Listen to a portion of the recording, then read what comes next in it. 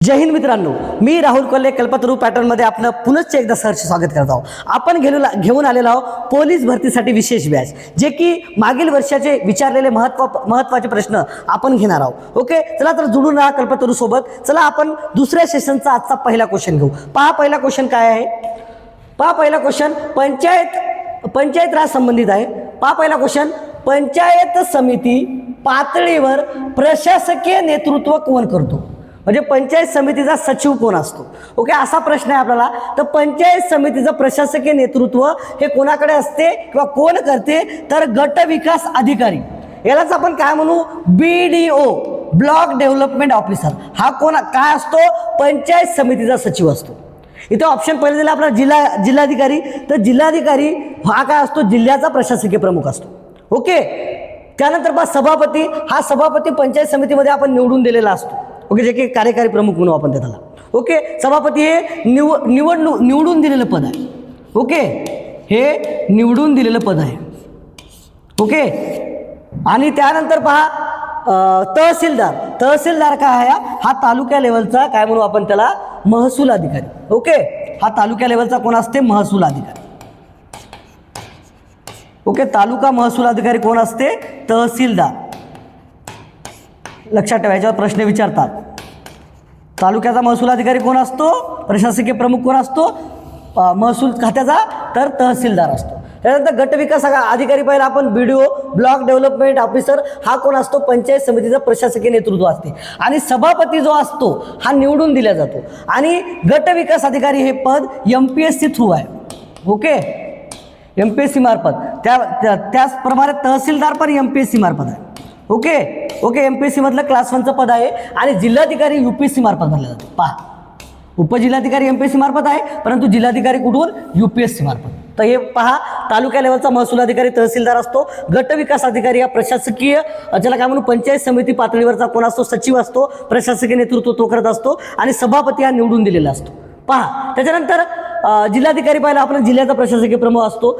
आणि काही प्रशासकीय प्रमुख कोण कोण असतो पहा, कारण ग्रामीण स्थानिक स्वराज्य संस्थेमध्ये जिल्हा परिषद, पंचायत समिती आणि ग्रामपंचायत येते. तर जिल्हा परिषदेचा सचिव कोण असतो किंवा जिल्हा परिषदेचा सचिव नेतृत्व कोण करतो पहा. त्यानंतर जिल्हा परिषद घेऊ आपण.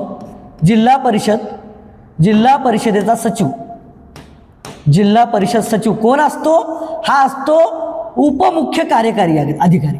उपमुख्य कार्यकारी अधिकारी. ओके,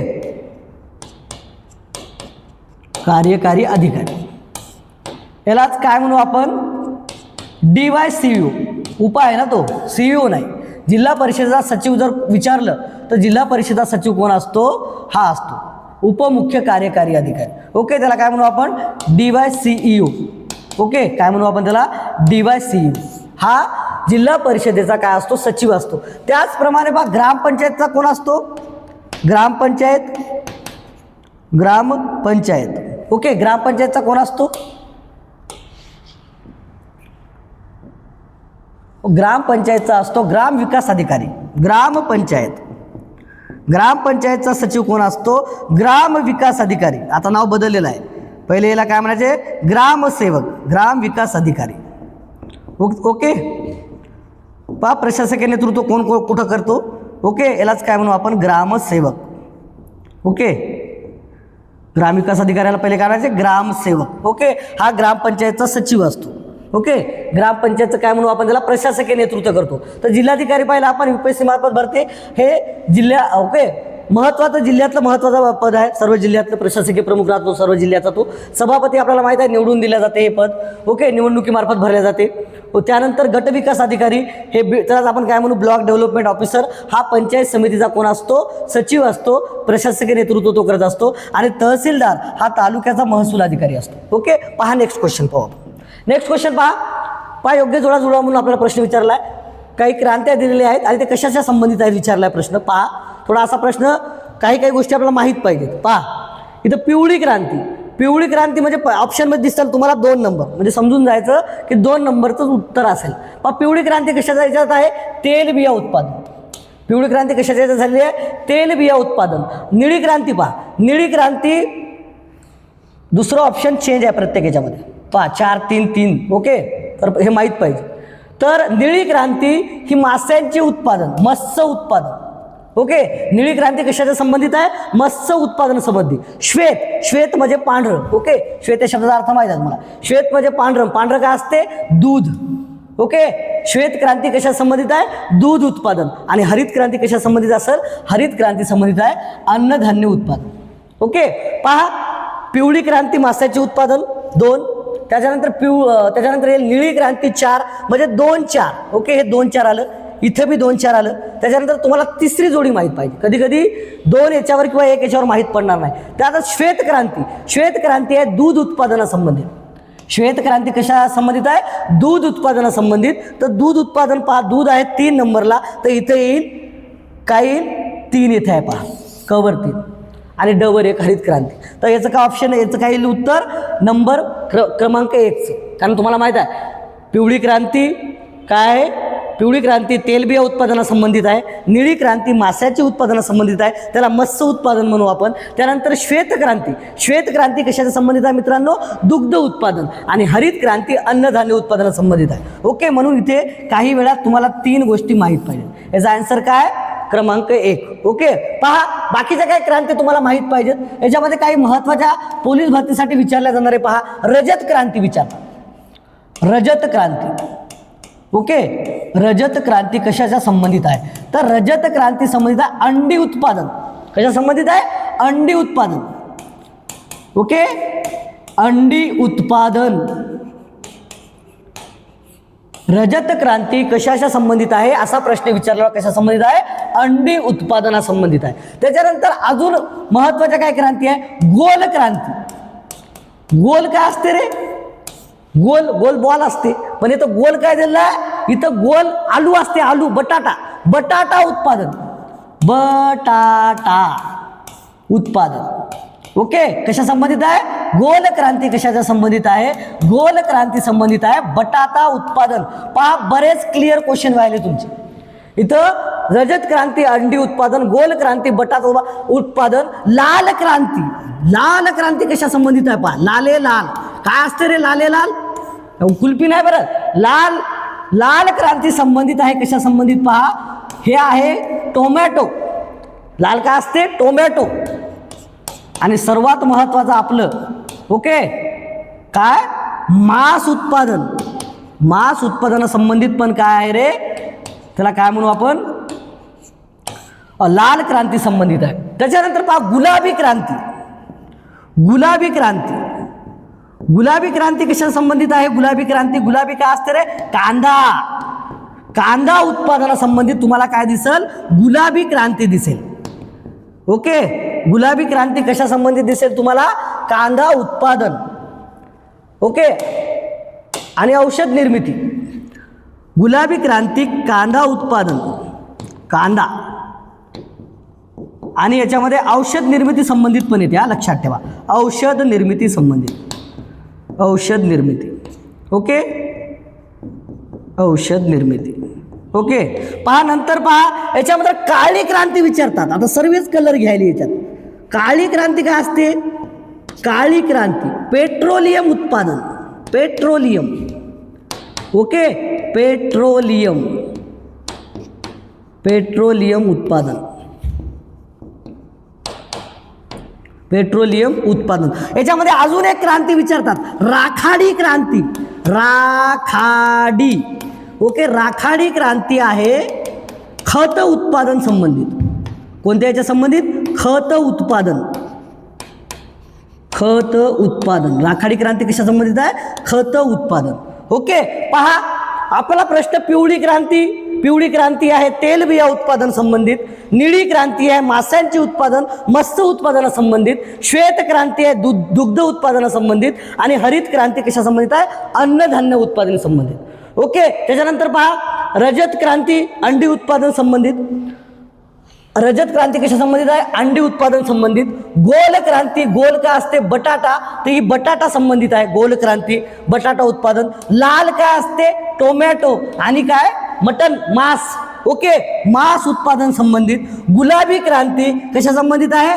कांदा उत्पादन, औषध निर्मिती प्रक्रियेमध्ये. ओके, त्याच्यानंतर काळी क्रांती. काळी क्रांती काय? पेट्रोलियम उत्पादन. काळी क्रांती कशाचा संबंधित आहे असा जर प्रश्न आला तर काळी काय पेट्रोलियम संबंधित आहे. त्याच्यानंतर पहा राखाडी क्रांती खत उत्पादन संबंधित. ओके, सुवर्ण क्रांती याच्या महत्वाचा अजून एक विचारतात, सुवर्ण क्रांती कशा संबंधित आहे. सुवर्ण क्रांती फल उत्पादन, सुवर्ण क्रांती काय म्हणू आपण त्याला, फळ उत्पादन, फळ उत्पादन संबंधित, फल उत्पादन. ओके, अजून काय मध, ओके मध उत्पादन. ओके, तर एवढ्या क्रांत्या लक्षात ठेवा. आपण जवळपास हे 4 आणि हे किती 7, 4 आणि 7 11 पाहिले, म्हणजे 11 क्वेश्चन पाहिले असं म्हणायला काय हरकत नाही. या 2 नंबरच्या प्रश्न 11 क्वेश्चन पाहिले आपण. कारण याच्यावर असा प्रश्न विचारू शकते की पिवळी क्रांती कशाच्या संबंधित आहे, तर पिवळी क्रांती आहे तेलबिया उत्पादन संबंधित. दुसरा क्वेश्चन निळी क्रांती कशाची संबंधित आहे, निळी क्रांती मत्स्य उत्पादन संबंधित आहे. त्यानंतर श्वेत क्रांती कशा संबंधित आहे, श्वेत क्रांती, श्वेत म्हणजे पांढरं, दुधा संबंधित, दुग्ध उत्पादन संबंधित. हरित काय राहते हिरवं, मग हरित क्रांती संबंधित काय अन्नधान्य उत्पादन संबंधित. पहा त्याच्यानंतर पहा रजत क्रांती, रजत क्रांती संबंधित अंडी उत्पादन. गोल क्रांती, गोल क्रांती काय आलू उत्पादन, बटाटा उत्पादन संबंधित. लाल क्रांती, लाल काय राहते टोमॅटो, टोमॅटो उत्पादन संबंधित. अजून काय मटण मांस उत्पादन याच्यासाठी लाल आहे. त्यानंतर गुलाबी क्रांती, गुलाबी काय कांदा आहे. ओके, गुलाबी काय आहे औषध निर्मिती आहे. त्याच्यानंतर पहा काळी क्रांती, काळी क्रांती कशा संबंधित आहे पेट्रोलियम उत्पादन. आणि राखाडी क्रांती खत उत्पादन, सुवर्ण क्रांती फळ उत्पादन आणि मध उत्पादन. इथेच तुमचं पाठ झालं असेल. ओके, मी जसं शिकवायला तसं मागे म्हणा, बरोबर तुमचं पाठ होईल. ओके, आणि नंतर तुम्हाला याच्यावरचा कोणताही क्वेश्चन विचारलो, कारण पोलीस भरतीला असा प्रश्न राहतो की ही क्रांती कशाशी संबंधित आहे, रजत क्रांती कशाची कोणत्या उत्पादनाशी संबंधित आहे, तर तुम्हाला त्यावेळेस कन्फ्युजन न होता तुम्ही डायरेक्ट प्रश्न सोडाल. ओके, पहा नेक्स्ट क्वेश्चन. बऱ्याच क्रांत्या पाहिल्या, जवळपास आपण 11 क्रांत्या पाहिल्या. लाल पाहिली, पिवळी पाहिली, ओके हिरवी पाहिली, सर्वच पाहिली आपण. पहा आता तिसरा क्वेश्चन, खालीलपैकी जिल्हा व लेणी भूगोल संबंधित आहे आणि असा प्रश्न राहतो. ओके, जिल्हा आणि प्रिव्हियस इयर क्वेश्चन आहेत, मी प्रिव्हियस इयर क्वेश्चन आहेत याच्यातला प्रत्येक तुम्हाला 20 क्वेश्चन दिसतील आजच्या सेशनमधले. हे मागील वर्षी कोणत्या ना कोणत्या पेपरमध्ये कोणत्या ना कोणत्या जिल्ह्यामध्ये पोलीस भरतीसाठी विचारलेले आहेत. एकही असा प्रश्न नाही की जो नवीन काढलेला आहे. पहा खालीलपैकी जिल्हा व लेणी यांच्या अचूक जोड्या, बरोबर जोड्या. अचूक म्हणजे बरोबर, चूक नसलेले, बरोबर नसलेले, बरोबर असलेले, असं तुम्हाला थोडं कन्फ्युजन करण्यासाठी कधी कधी हे राहते. तर हे प्रश्न वाचताना बरोबर वाचतात. अचूक म्हणजे बरोबर जोड्या कोणत्या, तर मुंबई उपनगरला कान्हेरी लेणी आहे असं म्हणते बा. ओके, तर बरोबर आहे, मुंबई उपनगरला कान्हेरी लेणी आहे, तर ही जोडी आपली बरोबर राहील. त्याच्यानंतर मुंबई शहर, तर मुंबई शहरला नाही का एलिफंटा लेणी नाही. ओके, थोडं बाउंड्रीवरच येते, पण ते जिल्हा येतो कोणता माहिती आहे का, रायगड जिल्हा येतो. पूर्ण एलिफंटा लेणीसाठी कोणता जिल्हा येतो, रायगड. ओके, रायगड जिल्ह्यामध्ये आहे हा. ओके, तर मुंबई शहरामध्ये नाही, एलिफंटा लेणी तुम्हाला कुठं दिसेल, रायगड जिल्ह्यामध्ये दिसेल. ओके, छत्रपती संभाजीनगर, तर छत्रपती संभाजीनगरमध्ये तुम्हाला माहित आहे की काय वेरूळ अजिंठा या लेण्या आहेत. ओके, पितळखोरा. आणि रत्नागिरीमध्ये भाजे लेणी, तर रत्नागिरीमध्ये भाजे लेणी नाही आहे, तर कुठे आहे, तर ती आहे पुणे येथे. कुठे आहे, पुणे येथे.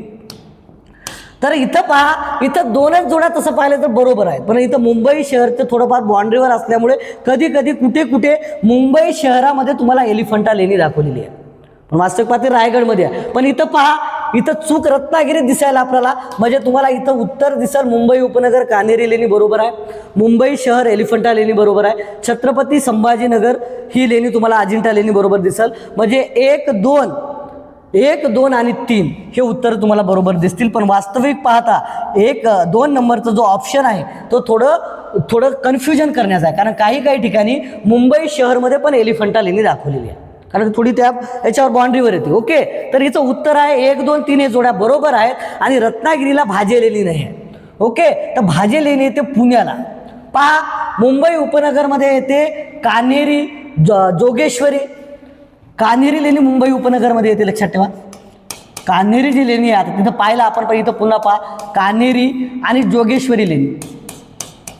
ओके, जोगेश्वरी या ज्या लेण्या आहेत, ओके जोगेश्वरी लेणी, तर या कुठे येतात माहीत आहे का, मुंबई उपनगरमध्ये येतात. कुठे येतात, मुंबई उपनगर. ओके, मुंबई उपनगर. त्याच्यानंतर पहा मुंबई रायगडमध्ये कोणत्या येतात पहा. रायगडमध्ये येतात गांधार. गांधार लेणी ही रायगडमध्ये येते. कुठे येते? रायगड. लक्षात ठेवा गांधार. ओके, गांधार लेणी रायगडमध्ये आहे. आणि त्याच्यानंतर पहा अजून आहे चौला लेणी. चौला. ओके, चौला एक अजून एक आहे, ती कुठे येते? रायगडमध्ये येते. ओके, चौला लेणी. त्याच्यानंतर पहा आपल्याला विचारलेलं आहे छत्रपती संभाजीनगर. हे तर महत्त्वाचं आहे. ओके, पर्यटन राजधानी म्हणून आपली ती छत्रपती संभाजीनगर. ओके, इथे महत्त्वाच्या लेण्या आहेत. ते म्हणजे सर्वात महत्त्वाची लेणी आहे वेरूळ. वेरूळची लेणी माहीत आहे आपल्याला. ओके, वेरूळ मंदिर, वेरूळ लेणी ही सर्वात महत्त्वाची आहे. त्यानंतर तुम्हाला दिसते वेरूळ लेणी महत्त्वाची काय? कारण इथं 3 धर्माचं इथं तुम्हाला काय दिसतील? मूर्त्या घडवलेल्या दिसतील 3 धर्माचं. ओके, 3 धर्मासाठी महत्त्वाची लेणी आहे. याच्यामध्ये हिंदू धर्माच्या काही लेण्या दिसतात तुम्हाला, हिंदू धर्म. ओके, त्याच्यानंतर जैन धर्माचे काही तुम्हाला दिसतील याच्यामध्ये. ओके, जैन धर्म म्हणून ही एक लेणी खूप महत्त्वाची आहे. आणि 3 नंबरला आहे बौद्ध. ओके, बौद्ध लेणी. इथं बुद्धाच्या पण मूर्ती तुम्हाला दिसतील. ओके, बौद्ध लेणी तर त्यासाठी महत्त्वाची आहे. त्याच्यानंतर पहा वेरूळ झाल्यावर अजिंठा लेणी. इथं बुद्धाच्या पूर्ण मूर्त्या आहेत, इथं दुसरं कोणतं नाही. ओके, अजिंठा लेणी खूप भारी आहे हे. ओके, एक म्हणजे आश्चर्यचकित करणारं ठिकाण आहे. ओके, वेरूळ लेणी, अजिंठा लेणी. अजून एक महत्त्वाची लेणी येते इथं पितळखोरा. खोरा लेणी. अजून येते इथं एक म्हैसमाळ. म्हैसमाळ नावाचं एक थंड हवेचं बी ठिकाण आहे इथं, पण इथं लेणी बी आहे म्हैसमाळ नावाची. म्हैसमाळा लक्षात ठेवा. ओके, म्हैसमाळा इथं. तर तुम्हाला स्क्रीनशॉट काढताना काही प्रॉब्लेम येऊ नये, तर आपण पूर्ण ओकेच लिहून घेऊ. म्हैसमाळ हे पण एक काय म्हणू आपण त्याला, एक लेणी आहे पुण्यामध्ये. ओके, म्हैसमाळ. ओके, त्याच्यानंतर पहा एक दुसरी येते खरोसा लेणी. पहा खरोसा. या खरोसा लेणीवर बरेच वेळा प्रश्न आलेले आहेत. खरोसा, तर ही खरोसा जी लेणी आहे विद्यार्थी मित्रांनो, ही येते लातूरला. ओके, ही येते लातूर येथे. ओके, लातूर चुकलं, तालूर झालं ते. ओके, लातूर पाहिजे आपल्याला, थालूर नाही म्हणणार आहे बाबा. ओके, का कुठं आहे खरोसा लेणी? लातूर. लातूर येथे तुम्हाला खरोसा लेणी दिसेल. ओके, त्याच्यानंतर आपण पुणे पाहिलं. छत्रपती संभाजीनगरमध्ये वेरूळ हे महत्त्वाच्या लेणी आहेत, ते आपल्याला माहीत आहेत. रायगडमध्ये गांधार आणि चौला लेणी आहेत. कान्हेरी आणि जोगेश्वरी तुम्हाला कुठे दिसेल? मुंबई उपनगराला. ओके, आणि अजून कोणत्या लेण्या आहेत महत्त्वाच्या पेपरमध्ये विचारायला एकदा पहा, पण हे बऱ्याच वेळा विचारलेले आहेत. त्याच्यानंतर अजून काय ते पहा. ह्या बऱ्याच वेळा विचारलेल्या आहेत, ह्याच बऱ्याच वेळा विचारलेल्या आहेत. ओके, तर बाकीच्या खरोसा लेणी लातूरमधली विचारलेल्या बरेच वेळा पहा. नंतर आपण जाऊ नेक्स्ट क्वेश्चनकडे. पहा नेक्स्ट क्वेश्चन पाहू आपण. सांगासारखं बरंच आहे, परंतु विचारलेल्या जे काय महत्त्वाचे आहेत तेच सांगितले तुम्हाला. यापैकी कोणता अधिनियम सर्वात पहिले लागू करण्यात आला?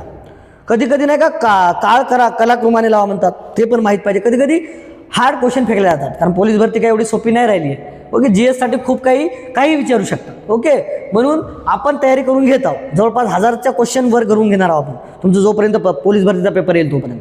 फक्त तुम्ही कल्पसरूशी जुळून राहा. पहा, यापैकी कोणता अधिनियम सर्वात पहिले लागू करण्यात आला म्हणते? तर आपल्याला याच्यामध्ये सर्वच ॲक्ट माहीत पाहिजेत, सालं माहीत पाहिजे. इतिहासाचा अभ्यास करताना साल हे खूप महत्त्वाचं आहे, साल आणि तारीख. त्यावरून आपण बरेच क्वेश्चन सॉल्व्ह करू शकतो. पहा, याच्यामध्ये इंडियन काउन्सिल ॲक्ट. हा इंडियन काउन्सिल ॲक्ट पहिला लागू झाला होता 1892ला. ओके, 1892ला. त्याच्यामुळे हे नाही ना. Pitt's India act 1782. Pitt's India act 1782. पहिला चार्टर ॲक्ट 1793. पहिला चार्टर ॲक्ट 1793. त्याच्यानंतर मॉन्टेग्यू चेम्सफोर्ड ॲक्ट 1919. ओके, 1919. त्याच्यानंतर पहा, इंडियन काउन्सिल ॲक्ट पहिला आहे 1821. काय आहे? 1821. कोणता आहे? 1821. पहा आता याच्यातला पहिला कोणता असेल रे मग? 1861 पासून इंडियन काउन्सिल ऍक्ट आहेत. तर पिट्स इंडिया ऍक्ट हा पहिला आहे. पिट्स इंडिया ऍक्ट कशासाठी काढला होता? 1773चा जो रेग्युलेटिंग ऍक्ट होता त्याच्यामध्ये जे काही सुधारणा घडून आणायच्या होत्या ते या ऍक्टमध्ये घडून आणल्या. त्याच्यामध्ये काही ड्रॉबॅक होते ते. ओके. आणि नंतर कंपनीवर देखरेख ठेवण्यासाठी बी बरेच नियम लावले होते पिट्स इंडिया ऍक्टमध्ये. म्हणून हा पिट्स इंडिया ऍक्ट करण्यात आला होता. तर पहिला लागू करण्यात आलेला ऍक्ट कोणता होता? तर याचं उत्तर आहे पिट्स इंडिया ऍक्ट. पिट्स याच्या नावावर. ओके. त्याच्यानंतर पहा चार्टर ऍक्ट. चार्टर ऍक्ट काय एकच नव्हती, तर चार्टर ऍक्ट पहा किती होती. पहा चार्टर ऍक्ट पहिला होता 1793चा. तर हे ऍक्टनुसार काय केलं होतं? हे 20-20 वर्षाच्या अंतराने केले होते. ओके. चार्टर ऍक्ट 1793च्या ऍक्टनं काय केलं होतं? ईस्ट इंडिया कंपनीला व्यापार करण्याची मक्तेदारी दिली होती की तुम्ही व्यापार करू शकता. ओके. ईस्ट इंडिया कंपनीला काय म्हणू आपण? मक्तेदारी करण्याची, व्यापार करण्याची मुभा, व्यापार करण्यासाठी मक्तेदारी. ओके. व्यापार करण्यासाठी परवानगी म्हणू किंवा मक्तेदारी म्हणू की येथे ईस्ट इंडिया कंपनी व्यापार करेल. ओके. व्यापार करण्यासाठी हा 1793चा काय म्हणू आपण? चार्टर ऍक्ट केला होता. त्याच्यानंतर पहा सर्व कायदे पाहिलो आपण चार्टर ऍक्टचे. त्याच्यानंतर 20 वर्षानं म्हणजे जवळपास 1813मध्ये काय सांगितलं होतं ब्रिटिशांनी की ईस्ट इंडिया कंपनी सोबत बाकीचेही युरोपियन देश असतील ते भारतामध्ये काय करतील रे? व्यापार करेल. म्हणजे इतर युरोपियन कंट्री किंवा इतर युरोपीय देशांना म्हणू आपण. इतर युरोपीय देशांना काय दिलं आपण? परवानगी दिली व्यापार करण्याची. इतर युरोपीय देशांना विचारू शकतात कोणत्या ह्याच्यानुसार दिलं? 1873च्या व्यापार करण्याची परवानगी. म्हणजे इतर देश बी करतील आणि ईस्ट इंडिया बी करतील व्यापार करण्याची परवानगी. ओके. व्यापार करण्याची परवानगी. ओके. त्याच्यानंतर पहा अजून 20 वर्षाचा ऍड करा. 1833 वर अजून एक प्रश्न महत्त्वाचा विचारतात, सांगतो तुम्हाला. 1833 वर काय पहा. 1833 काय केलं माहिती आहे का? ईस्ट इंडिया कंपनीची पूर्ण व्यापारी मक्तेदारी काढून टाकली आणि पूर्ण प्रशासकीय कंपनी करून टाकली.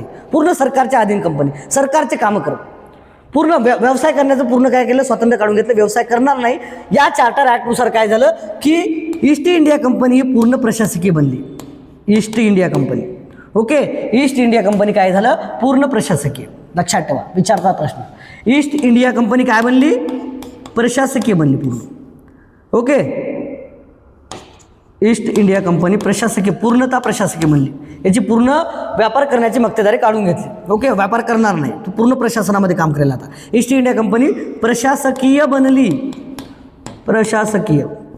त्याच्यानंतर आणि याच्यानंतर या 1833च्या ऍक्टनुसार एक महत्वाची गोष्ट झाली होती, ती म्हणजे बंगालचा गव्हर्नर जनरल हा भारताचा गव्हर्नर जनरल झाला होता. याच्यावर प्रश्न विचारलेला आहे की बंगालचा गव्हर्नर जनरल कोणत्या कायद्यानुसार भारताचा गव्हर्नर जनरल झाला? तर बंगालचा गव्हर्नर जनरल 1833च्या चार्टर ऍक्टनुसार भारताचा गव्हर्नर जनरल झाला. ओके. बंगालचा गव्हर्नर जनरल इथे काय दिसेल तुम्हाला महत्वाचं, यावर बरेच वेळा प्रश्न विचारलेले आहेत. बंगालचा गव्हर्नर जनरल हा भारताचा गव्हर्नर जनरल झाला. ओके. हा कोठला झाला? याचं नाव काय बदललं? भारताचा झाला तो. बंगालचा भारताचा गव्हर्नर जनरल. ओके. गव्हर्नर जनरलवर जेवढे काही क्वेश्चन विचारले असतील त्यावर मी घेतो आणि अजून डीपमध्ये सांगतो. ओके. भारताचा गव्हर्नर जनरल, कारण अजूनच लेक्चर वाढलं तर तुम्हाला बरंच ते होऊन जाईल, कारण 20 क्वेश्चन आहेत, बऱ्याच गोष्टी मी सांगणार तरी. ओके. फक्त जुळून राहा तुम्ही, बरेच क्वेश्चन घेणार. ओके. बंगालचा गव्हर्नर जनरल काय म्हणला? भारताचा गव्हर्नर जनरल. आणि हा भारताचा गव्हर्नर जनरल जो प्रथम बनला तो कोण होता? तर लॉर्ड विल्यम बेंटिंक. यावर प्रश्न विचारतात. लॉर्ड विल्यम बेंटिंक पहिला भारतीय. ओके. यानं सती प्रथा बंद केली होती.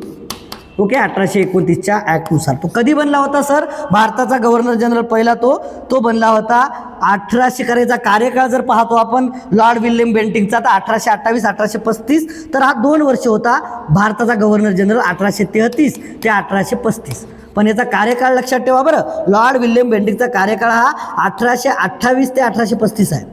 ओके, पण भारताचा गव्हर्नर, कारण ॲक्ट तर 1833 लागू झाला ना, म्हणून तो काय झाला 1828 ते 1835, म्हणून 2 वर्ष तो भारताचा गव्हर्नर जनरल राहिला 1835.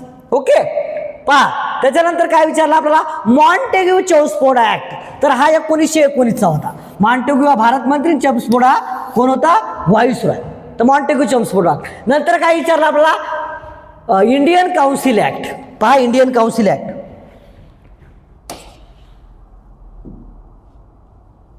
पेज काय आलं नाही पण इथंच लिहू. पहा इंडियन काउन्सिल ऍक्ट, काहून नाही आले की इंडियन काउन्सिल ऍक्ट. याच्याबद्दल काय तेवढं डिटेल नाही सांगत, फक्त कधी कधी झाले तेच सांगतो, अजून लेक्चर वाढेल. इंडियन काउन्सिल ॲक्ट, एखादा क्वेश्चन आला तर आपण त्यावर डीप घेऊ.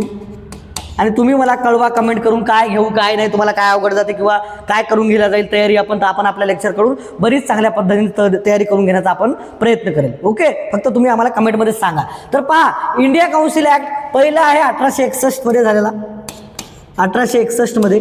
त्यानंतर दुसरा आहे 1892 म्हणू आपण त्याला, 1892 मध्ये. आणि तिसरा आहे 1909, मोर्ले मिंटो म्हणतात त्याला. ओके, मोर्ले मिंटो म्हणतात. हा मोर्ले मिंटो ॲक्ट म्हणतात. आणि हा काउन्सिल ॲक्ट पण होता. मोर्ले मिंटो, मोर्ले हा भारत मंत्री आणि मिंटो हा व्हाईसरॉय. ओके, पहा आपण सर्व पाहिले, चार्टर ॲक्ट पाहिला, पिट्स इंडिया पाहिला 1782चा. याच्यानुसार काय केलं होतं आपण पिट्स इंडियाच्या आहे ना, की जे काही 1773च्या रेग्युलेटिंग ॲक्टमध्ये जे काही ड्रॉबॅक होते ते भरून काढण्याचा प्रयत्न केला आणि कंपनीवर देखरेख ठेवण्यात आली. चार्टर ॲक्ट पाहिले आपण 1793, 1813, 1833, 1853. 1853 आपण शेवटीचं पाहायला घ्यायचं. तर 1853 काय होता, इथं काय संकेत मिळाले, कंपनी बुडेल म्हणून, कंपनी जाईल म्हणून, कंपनी सत्ता, इथं संकेत मिळाले. शेवटचा आहे.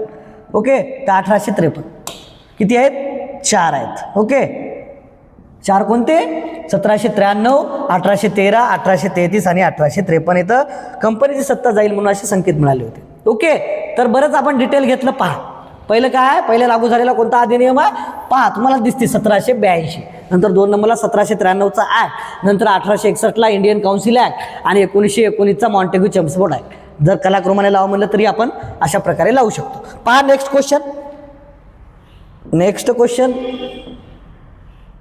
पहा नेक्स्ट क्वेश्चन. ते 4था होता ना, पहा एकदा 4थाच होता की नाही, एखादा क्वेश्चन जाईल आपला. 3रा होता, नाही बरोबर आहे, 4था होता. ओके, 5वा घेऊ आपण. पेज घेण्याच्या नादात हेच झालं असं. पंढरपूर विठ्ठल मंदिर सर्वांना खुले करण्यासाठी, पंढरपूर विठ्ठल मंदिर सर्वांना खुले करण्यासाठी आमरण उपोषण कोणी केले, असा प्रश्न आहे. आता ओके, तर पंढरपूर विठ्ठल मंदिर हे सर्वांना किंवा दलितांना त्यावेळेस जाऊ द्यायचे नाहीत, अस्पृश्य समाजाला. तर हे सर्वांना खुले व्हावं असं वाटू लागलं कोणाला, साने गुरुजीला. म्हणून साने गुरुजीनं जवळपास 1 मे 1947ला काय केलं होतं रे, हे आमरण उपोषण केलं होतं. आणि इथं तुम्हाला अजून एक महत्त्वाचे दिसतील, डॉक्टर बाबासाहेब आंबेडकर, कारण यांनी पण काळाराम मंदिराचा सत्याग्रह केला होता.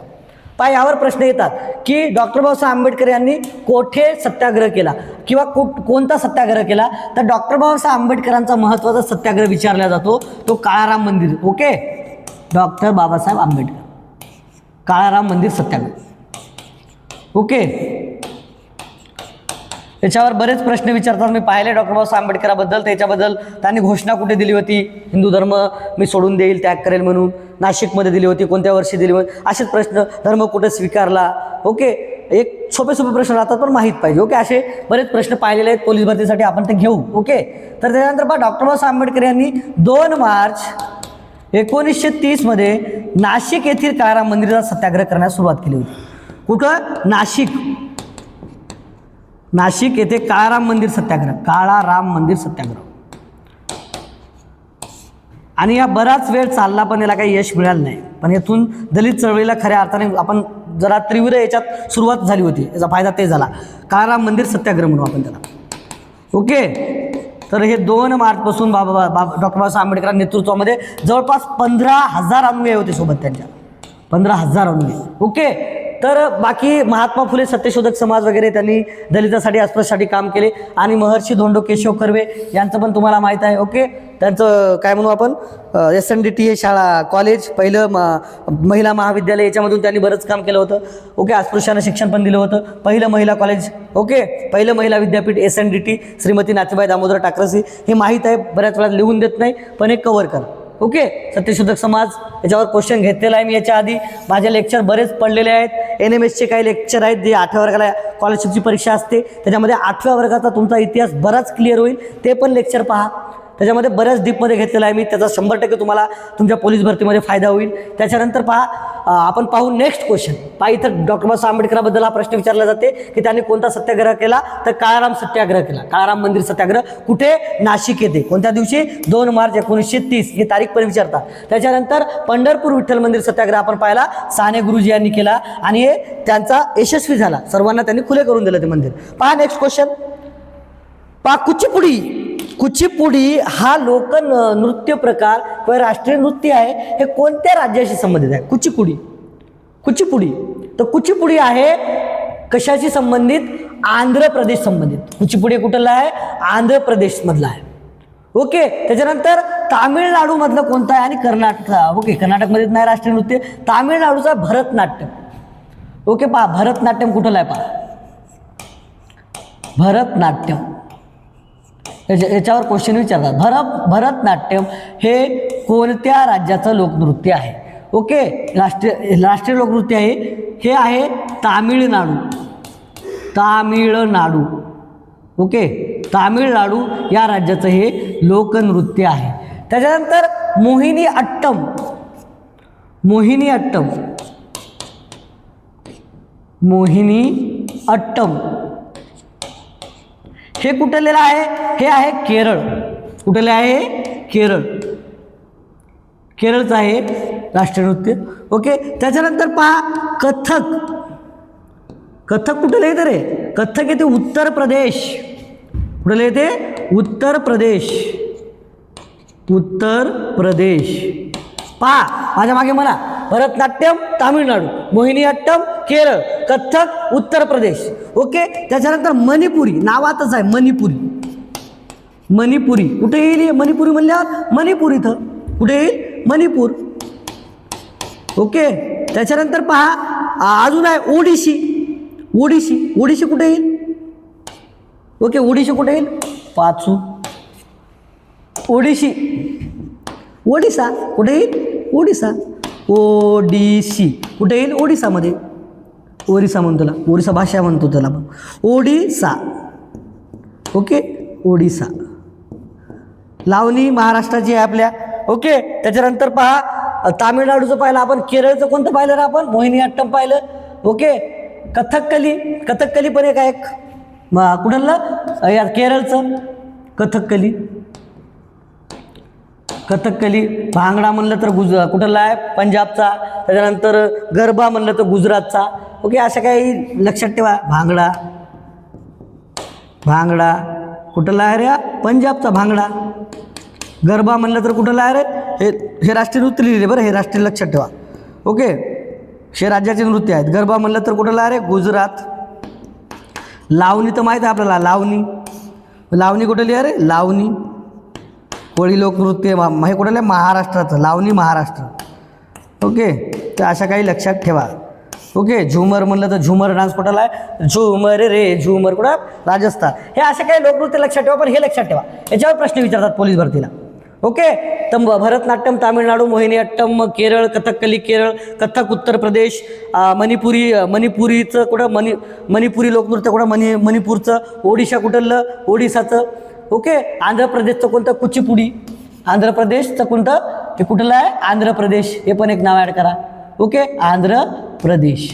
तर हे महत्त्वाचे लोकनृत्य लक्षात ठेवा. ओके, पहा बरेच सर्वेच घेतले आपण. तर नेक्स्ट क्वेश्चन पहा नेक्स्ट क्वेश्चन. स्क्रीनशॉट काढून घ्या. ओके, रिपीट करत नाही. भीमा नदी खालीलपैकी कोणत्या राज्यातून वाहत नाही? भीमा नदी असे प्रश्न विचारतात पोलीस भरतीला. म्हणजे प्रश्न राहतात वन लाईनरमध्येच, पण अभ्यास खूप करावा लागणार, लक्षात ठेवा. कारण असा क्वेश्चन म्हणल्यावर तुम्हाला भीमा नदी पूर्णच माहीत पाहिजे, राज्य माहीत पाहिजेत. आपण भीमा नदी वाचतो, ओके, त्याच्या उपनद्या जे काही एखाद्या वेळेस क्वेश्चन विचारले ते करतो, पण एवढ्या डीपमध्ये जात नाही. पण हे असे प्रश्न विचारलेले आहेत. पहा, पोलीस भरतीच्या पुस्तकामध्ये दिसतील तुम्हाला. पहा, भीमा नदी खालीलपैकी कोणत्या राज्यातून वाहत नाही? तर ते कर्नाटकमधून वाहते, तेलंगणामधून वाहते आणि महाराष्ट्रामधून वाहते, आंध्र प्रदेशमधून नाही. पहिले आंध्र प्रदेशमधूनच व्हायची 2014पर्यंत, कारण आंध्र प्रदेश तेव्हा राज्य होतं. 2014ला ते वेगळं निघलं आहे तेलंगणा त्याच्यामधून, म्हणून इथं आंध्र प्रदेश नाही आहे. कुठून वाहते? कर्नाटक. कुठून वाहते? कर्नाटक. त्याचं नाव लिहून दिलेलं आहे, पण इथं पूर्ण लिहितो मी. कर्नाटक, आंध्र प्रदेश नाही आहे त्याच्यामध्ये. त्याच्यानंतर काय? तेलंगणा येईल, कारण तेलंगणा वेगळं राज्य निघलं 2014ला. ओके, तेलंगणा 2 जून 2014ला तेलंगणा. त्यानंतर पहा, महाराष्ट्रामध्ये वाहते नदी, भीमा नदी. ओके, महाराष्ट्रामध्ये हिचा प्रवाह खूप आहे. पहा, आता आपण भीमा नदीबद्दल काही महत्त्वाच्या गोष्टी पाहू. मस्त लगे भीमा नदीबद्दल पहा, मस्त. पेन दुसरी घेतो. भीमा नदी, पहा भीमा नदी. तर भीमा नदीची पूर्ण भारतामध्ये जी लांबी आहे, ओके, भीमा नदीची लांबी किंवा पहिले उगम कुठं पावते पहा. भीमाशंकर ही पुणे येथे उगम पावते. भीमाशंकरमध्ये भीमा नदी भीमाशंकर येथे उगम पाहते. भीमाशंकर पुणे 5 ज्योतिर्लिंगापैकी एक स्थळ आहे ते. भीमाशंकर पुणे येथे उगम पावते, सह्याद्री पर्वतामध्ये. ओके, सह्याद्री पर्वतरांगे म्हणू आपण त्याला. ओके, सह्याद्री पर्वतमध्ये. ओके, सह्याद्री पुणे. ओके, 5 ज्योतिर्लिंगापैकी एक स्थळ आहे भीमा नदीचं. त्याच्यानंतर पहा, भीमा नदीची लांबी किती आहे पूर्णतः? भीमा नदीची पूर्णतः लांबी किती आहे पूर्ण इंडियामध्ये? तर ती आहे 861 किलोमीटर. किती आहे? 861 किमी. त्याच्यानंतर पहा, इथं क्षेत्रफळ जवळपास पूर्ण जर म्हणलं तर 77,000 आहे. ओके, 77,000 इथं क्षेत्रफळ आहे. तर हिची लांबी पहा महाराष्ट्रामध्ये किती आहे? महाराष्ट्रामध्ये याची लांबी येते 451 किलोमीटर. यावर प्रश्न विचारतात. 451 किलोमीटर ही महाराष्ट्रातील लांबी आहे भीमा नदीची. क्षेत्रफळ येते 46,184. ओके,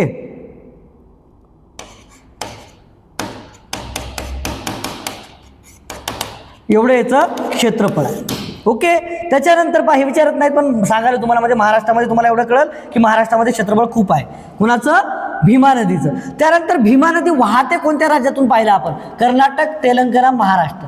पण महाराष्ट्रातील राज्य कोणते? सॉरी, महाराष्ट्रातील राज्य म्हणालो, महाराष्ट्रातील जिल्हे कोणते? महाराष्ट्रातील जिल्हे की जेथून ती नदी वाहते. ओके, महाराष्ट्रातील जिल्हे कोणते आहेत ते? तर पहा, सासोबी, असं लक्षात ठेवायचं. सातारा, सासोबी म्हणलं तर सासोबी, सातारा. त्याच्यानंतर सांगली, साहून 2 आहेत. म्हणलं तर सोलापूर, पहा सोलापूर. सासोबी म्हणलं तर बीड. त्याच्यानंतर पहा पुणे.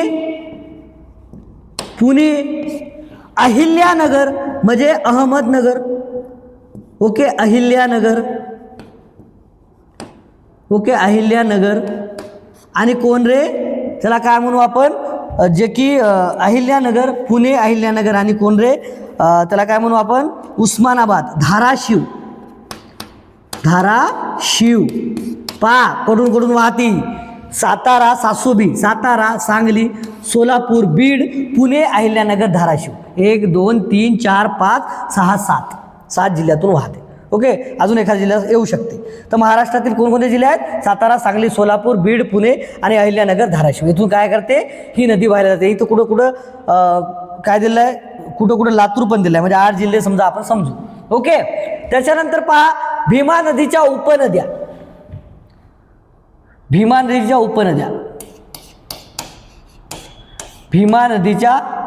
नदी उपनद्या कोणत्या आहेत पहा. त्याच्यावर प्रश्न विचारतात. जसा की असा विचारला तुम्हाला, तर उपनद्या नसलेली मग देतील त्यामध्ये. ओके, उपनद्या पहा, वेळ आहे, वेळ ही नदी आहे. घोड आहे, घोड ही याची कुठं आहे महत्त्वाची भीमा नदीची उपनदी आहे घोड. वेळ, घोड, सीना पण आहे एक, काय नाव आहे सर, सीना. ओके, वेळ, घोड, सीना. त्याच्यानंतर वेळ, घोड, सीना एक महत्त्वाचे आहेत. आणि नीरा पण एक नदी आहे. नीरा ही नदी एक महत्त्वाची आहे, तिची उपनदी. ओके, नीरा, वेळ, घोड, सीना आणि नीरा हे पण एक महत्त्वाची नदी आहे. पण भीमा नदी ही सर्वात महत्त्वाची उपनदी कोणाची आहे? कृष्णेची. कृष्णा या नदीची उपनदी कोण आहे? भीमा नदी आहे. तर कृष्णेला ही कुठे मिळते माहीत आहे का? ओके, भीमा नदी कृष्णेला कुठे मिळते याच्यावर प्रश्न विचारला आहे. भीमा नदी कृष्णेला कुठे मिळते? कृष्णा नदीला, याच्यावर प्रश्न विचारला आहे. ओके, भीमा नदी कृष्णा नदीला, ओके, कृष्णाला नाही, कृष्णा नदीला. ओके, कृष्णा नदीला पूर्णच खोडावं लागते काही. ओके, भीमा नदी कृष्णा नदीला रायचूर येथे मिळते. कृष्णा नदीला रायचूर म्हणजे कर्नाटक येथे मिळते. ओके, रायचूर नाव आहे त्याचं, त्या ठिकाणाचं. याच्यावर प्रश्न विचारला आहे रायचूरवर. तर रायचूर कर्नाटक येथे मिळते. ओके, कोणती? कृष्णेची सर्वात महत्त्वाची काय म्हणू आपण उपनदी जर कोणती असेल तर कोणती आहे कृष्णेची महत्त्वाची उपनदी? जी की भीमा आहे. पहा, भीमा नदी भीमाशंकर पुणे येथे उगम पावते सह्याद्री पर्वतरांगामध्ये. एक काय म्हणू याला आपण 5 ज्योतिर्लिंगापैकी एक महत्त्वाचं ज्योतिर्लिंग आहे. ओके, भीमाशंकर महाराष्ट्रात. यावर मी ज्योतिर्लिंग घेतलेलं आहे एका लेक्चरमध्ये, कोणत्या तरी पहा, पोलीस भरतीमध्ये तलाठीचा एक व्हिडिओ घेतलेला आहे, त्याच्यामध्ये तुम्हाला मिळून जाईल. हे ज्योतिर्लिंग सह्याद्री पर्वतामध्ये उगम पावते. लांबी पहा 861 किलोमीटर आहे पूर्ण भारतामध्ये. महाराष्ट्रामध्ये 451 आहे. क्षेत्र लक्षात ठेवायचं, सर्वाधिक जर म्हणायला काय हरकत नाही, महाराष्ट्रामध्ये 46,000 वाहते. महाराष्ट्रातील जिल्हे कोणते? सातारा, सोलापूर, बीड, सांगली. सांगली, त्याच्यानंतर पुणे, अहिल्यानगर, धाराशिव आणि लातूर पण येते. त्यानंतर पहा, वेळ, घोड, सीना आणि नीरा या उपनद्या आहेत जी विचारल्या जातात कोणत्या आहेत म्हणून. भीमा नदी कृष्णा नदीला कुठे मिळते? तर रायचूर कर्नाटक येथे भीमा नदी कृष्णा नदीला मिळते. ओके, पहा, भीमा नदीबद्दल आपण खूप डीप पाहिलं, जे की कर्नाटक, तेलंगणा, महाराष्ट्रामधून वाहते, पण आंध्र प्रदेशामधून वाहत नाही. कारण आंध्र प्रदेशमधून तेलंगणा हे वेगळं राज्य निघलं, म्हणजे ज्यातून वाहते ते आता तेलंगणातून वाहते, पण आंध्र प्रदेशमधून नाही. ओके, पहा नेक्स्ट क्वेश्चन पाहू. पहा, बरंच डीप घेतला आपण. जागतिक व्यापारी संघटनेचे मुख्यालय कुठे आहे यावर विचारतात. जे काय महत्त्वाच्या संघटना आहेत त्यावर प्रश्न विचारतात. तर जागतिक व्यापारी संघटना म्हणजे काय म्हणू? WTO, world trade organisation. Okay, 1995 याची स्थापना झाली आहे. 1995 याचे मुख्यालय विचारलं आपल्याला. याचे मुख्यालय आहे जिनिव्हा येथे, जिनिव्हा स्वित्झर्लंड येथे. ओके, तर WTOचे मुख्यालय कुठे येईल? तर कुठे आहे? जिनिव्हा येतं. जिनिव्हा कुठलं शहर आहे? स्वित्झर्लंडमधलं. तर काही महत्त्वाच्या संघटना पहा, लक्षात ठेवा. सर्वात महत्त्वाची संघटना आहे युनो, युनायटेड नेशन ऑर्गनायझेशन. त्यालाच काय म्हणू आपण? संयुक्त राष्ट्र संघटना. संयुक्त राष्ट्र संघटना. पहा, संयुक्त राष्ट्र संघटना, यालाच काय म्हणू आपण? United nation organisation. दुसरं महायुद्ध झाल्यानंतर या संघटनेची गरज पडली, कारण अशी एक संघटना स्थापन करावी लागते. कारण दुसऱ्या महायुद्धामध्ये अनेक लोक मृत्युमुखी पडले होते आणि आर्थिक व्यवस्था पूर्ण ढबगायला आली होती पूर्ण जगाची.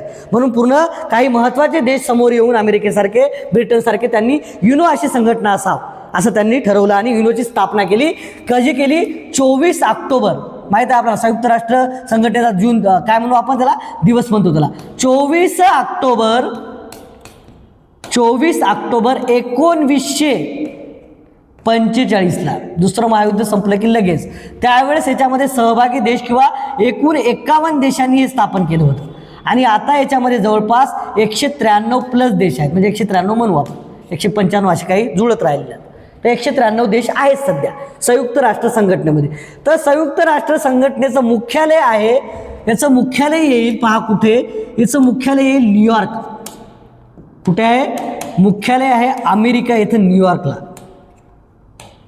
अमेरिका येथे न्यूयॉर्कला आहे. ओके, न्यूयॉर्क अमेरिका येथे.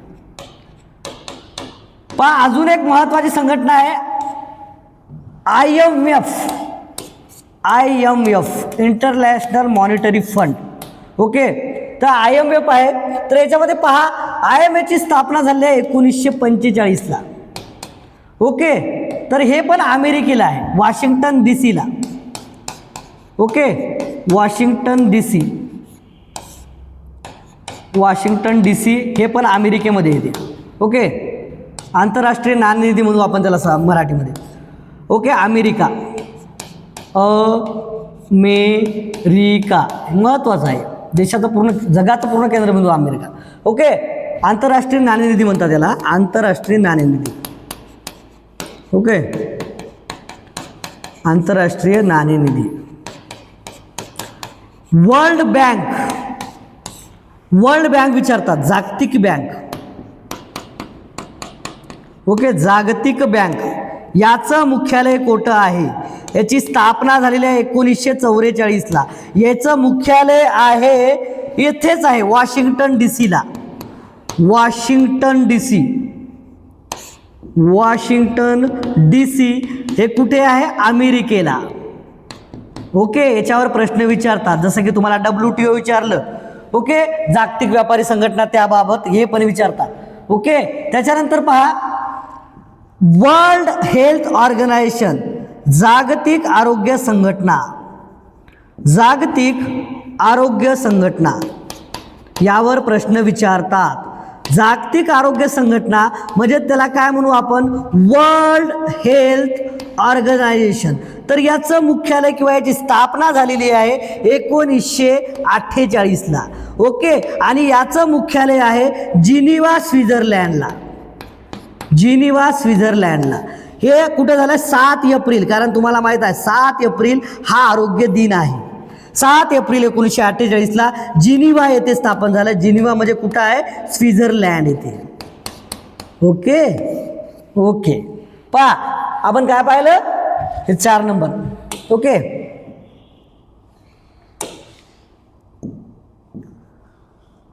IMF पाहिलं, आंतरराष्ट्रीय नाणेनिधी पाहिलं, जागतिक बँक पाहिलं, आणि जागतिक आरोग्य संघटना वर्ल्ड हेल्थ ऑर्गनायझेशन पाहिलं, आणि त्यानंतर जागतिक व्यापारी संघटना WTO पण पाहिलं आपण, वर्ल्ड ट्रेड ऑर्गनायझेशन. ओके, त्याच्यानंतर पहा युनेस्को विचारतात. UNESCO. Okay, UNESCO, SCO, United nation educational scientific and commerce, काय म्हणू आपण त्याला, ऑर्गनायझेशन. ओके, पहा, कल्चरल ऑर्गनायझेशन, कल्चर आहे याचं. ओके, युनायटेड लिहून नाही देत, फक्त लक्षात ठेवा, United nation educational scientific. Okay, E म्हणजे एज्युकेशन, एस म्हणजे सायंटिफिक, आणि अँड कल्चर ऑर्गनायझेशन असा याचा लॉंग फॉर्म आहे. तर युनेस्कोची स्थापना झालेली आहे 1945ला. ओके, हे विचारत नाही, फक्त हे सांगितलं तुम्हाला, विचारणार नाही. ओके, आणि युनेस्कोची स्थापना झालेली आहे कुठे? पहा, पॅरिस, फ्रान्सला. ओके, कुठे? Paris, France. पहा, एकदा क्वेश्चन पाहू आपण. क्वेश्चन असा विचारला की जागतिक व्यापारी संघटनेचे म्हणजेच WTOचे मुख्यालय कुठे आहे? तर WTO याची स्थापना झालेली आहे 1995 मध्ये. कुठे? जिनिव्हा, स्वित्झर्लंड येथे. तर त्याचं मुख्यालय कुठे आहे? जिनिव्हा, स्वित्झर्लंडला आहे. तर दिल्ली नाही. ओके, तर काय आहे? संयुक्त राष्ट्र संघटना, नंतर महत्वाची संघटना, युनायटेड नेशन ऑर्गनायझेशन म्हणून आपण त्याला. त्याची स्थापना झाली आहे 24 ऑक्टोबर 1945ला, आणि त्याचं मुख्यालय आहे न्यूयॉर्क, अमेरिकेला. कुठे मुख्यालय आहे? पहा, न्यूयॉर्क, अमेरिकेला. युनोचं मुख्यालय कुठे असं म्हणलं?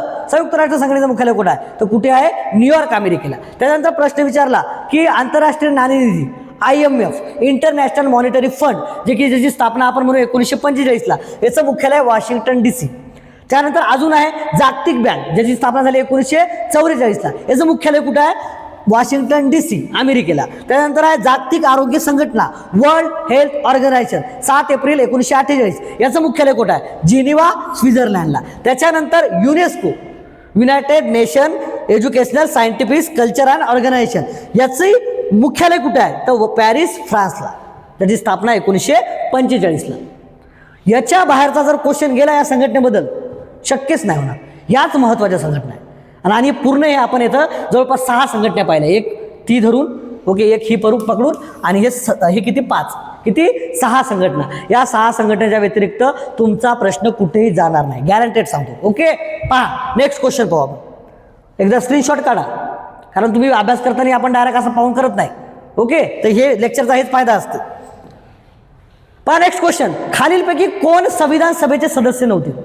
विचारतात, संविधान सभेचे सदस्य माहीत पाहिजे आपल्याला. भारतातला सर्वात महत्त्वाचा व्यक्ती संविधान सभेचा सदस्य नव्हता. मग सर्वात महत्त्वाचा सदस्य कोणता? आपला बापू. आपले बापू कोण? आपले बापू महात्मा गांधी, देशाचे राष्ट्रपिता आपले बापू.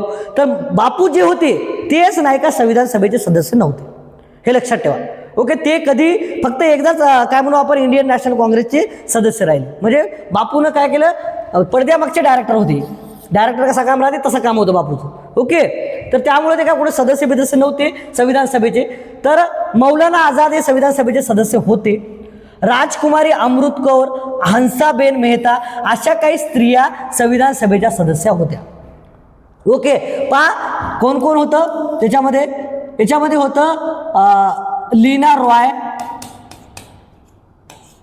पहा बरोबर लिहितो इकडं, संविधान सभेतील महिला, संविधान सभेतील काही 15 स्त्रिया होत्या.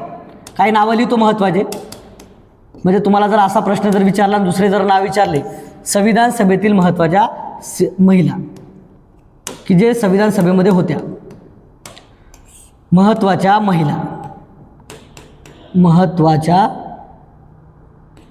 ओके, महत्त्वाच्या महिला. ओके, कोण कोण होत्या पहा. याच्यामध्ये तुम्हाला दिसल मालती चौधरी,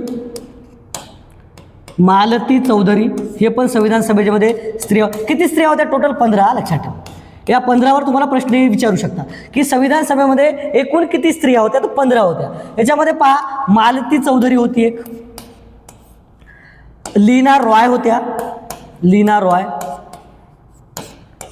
महाराष्ट्रातील पहा दुर्गाबाई देशमुख होत्या, दुर्गाबाई देशमुख. काही प्रश्न विचारू द्या, असा प्रश्न येते, 1 लाईनर राहते पोलीस भरतीला, पण अभ्यास करावा लागतो मात्र, कारण क्वेश्चन पहा कशा पद्धतीने आहे. आणि असे क्वेश्चन विचारतात. दुर्गाबाई देशमुख, लीना रॉय, मालती चौधरी.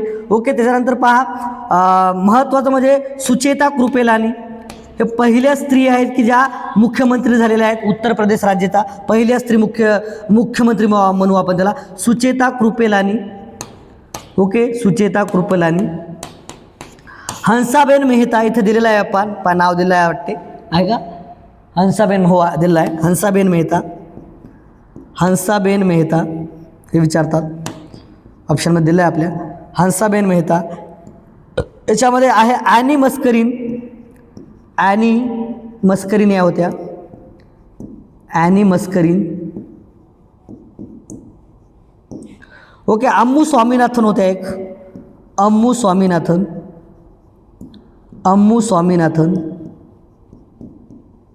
ओके,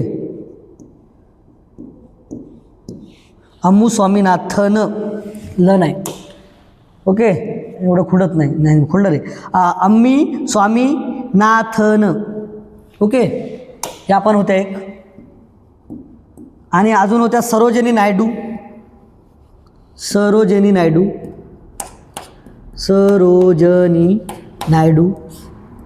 ओके, अजून पहा याचं नाव दिलेलं आहे राजकुमारी अमृत कौर, या पण होत्या.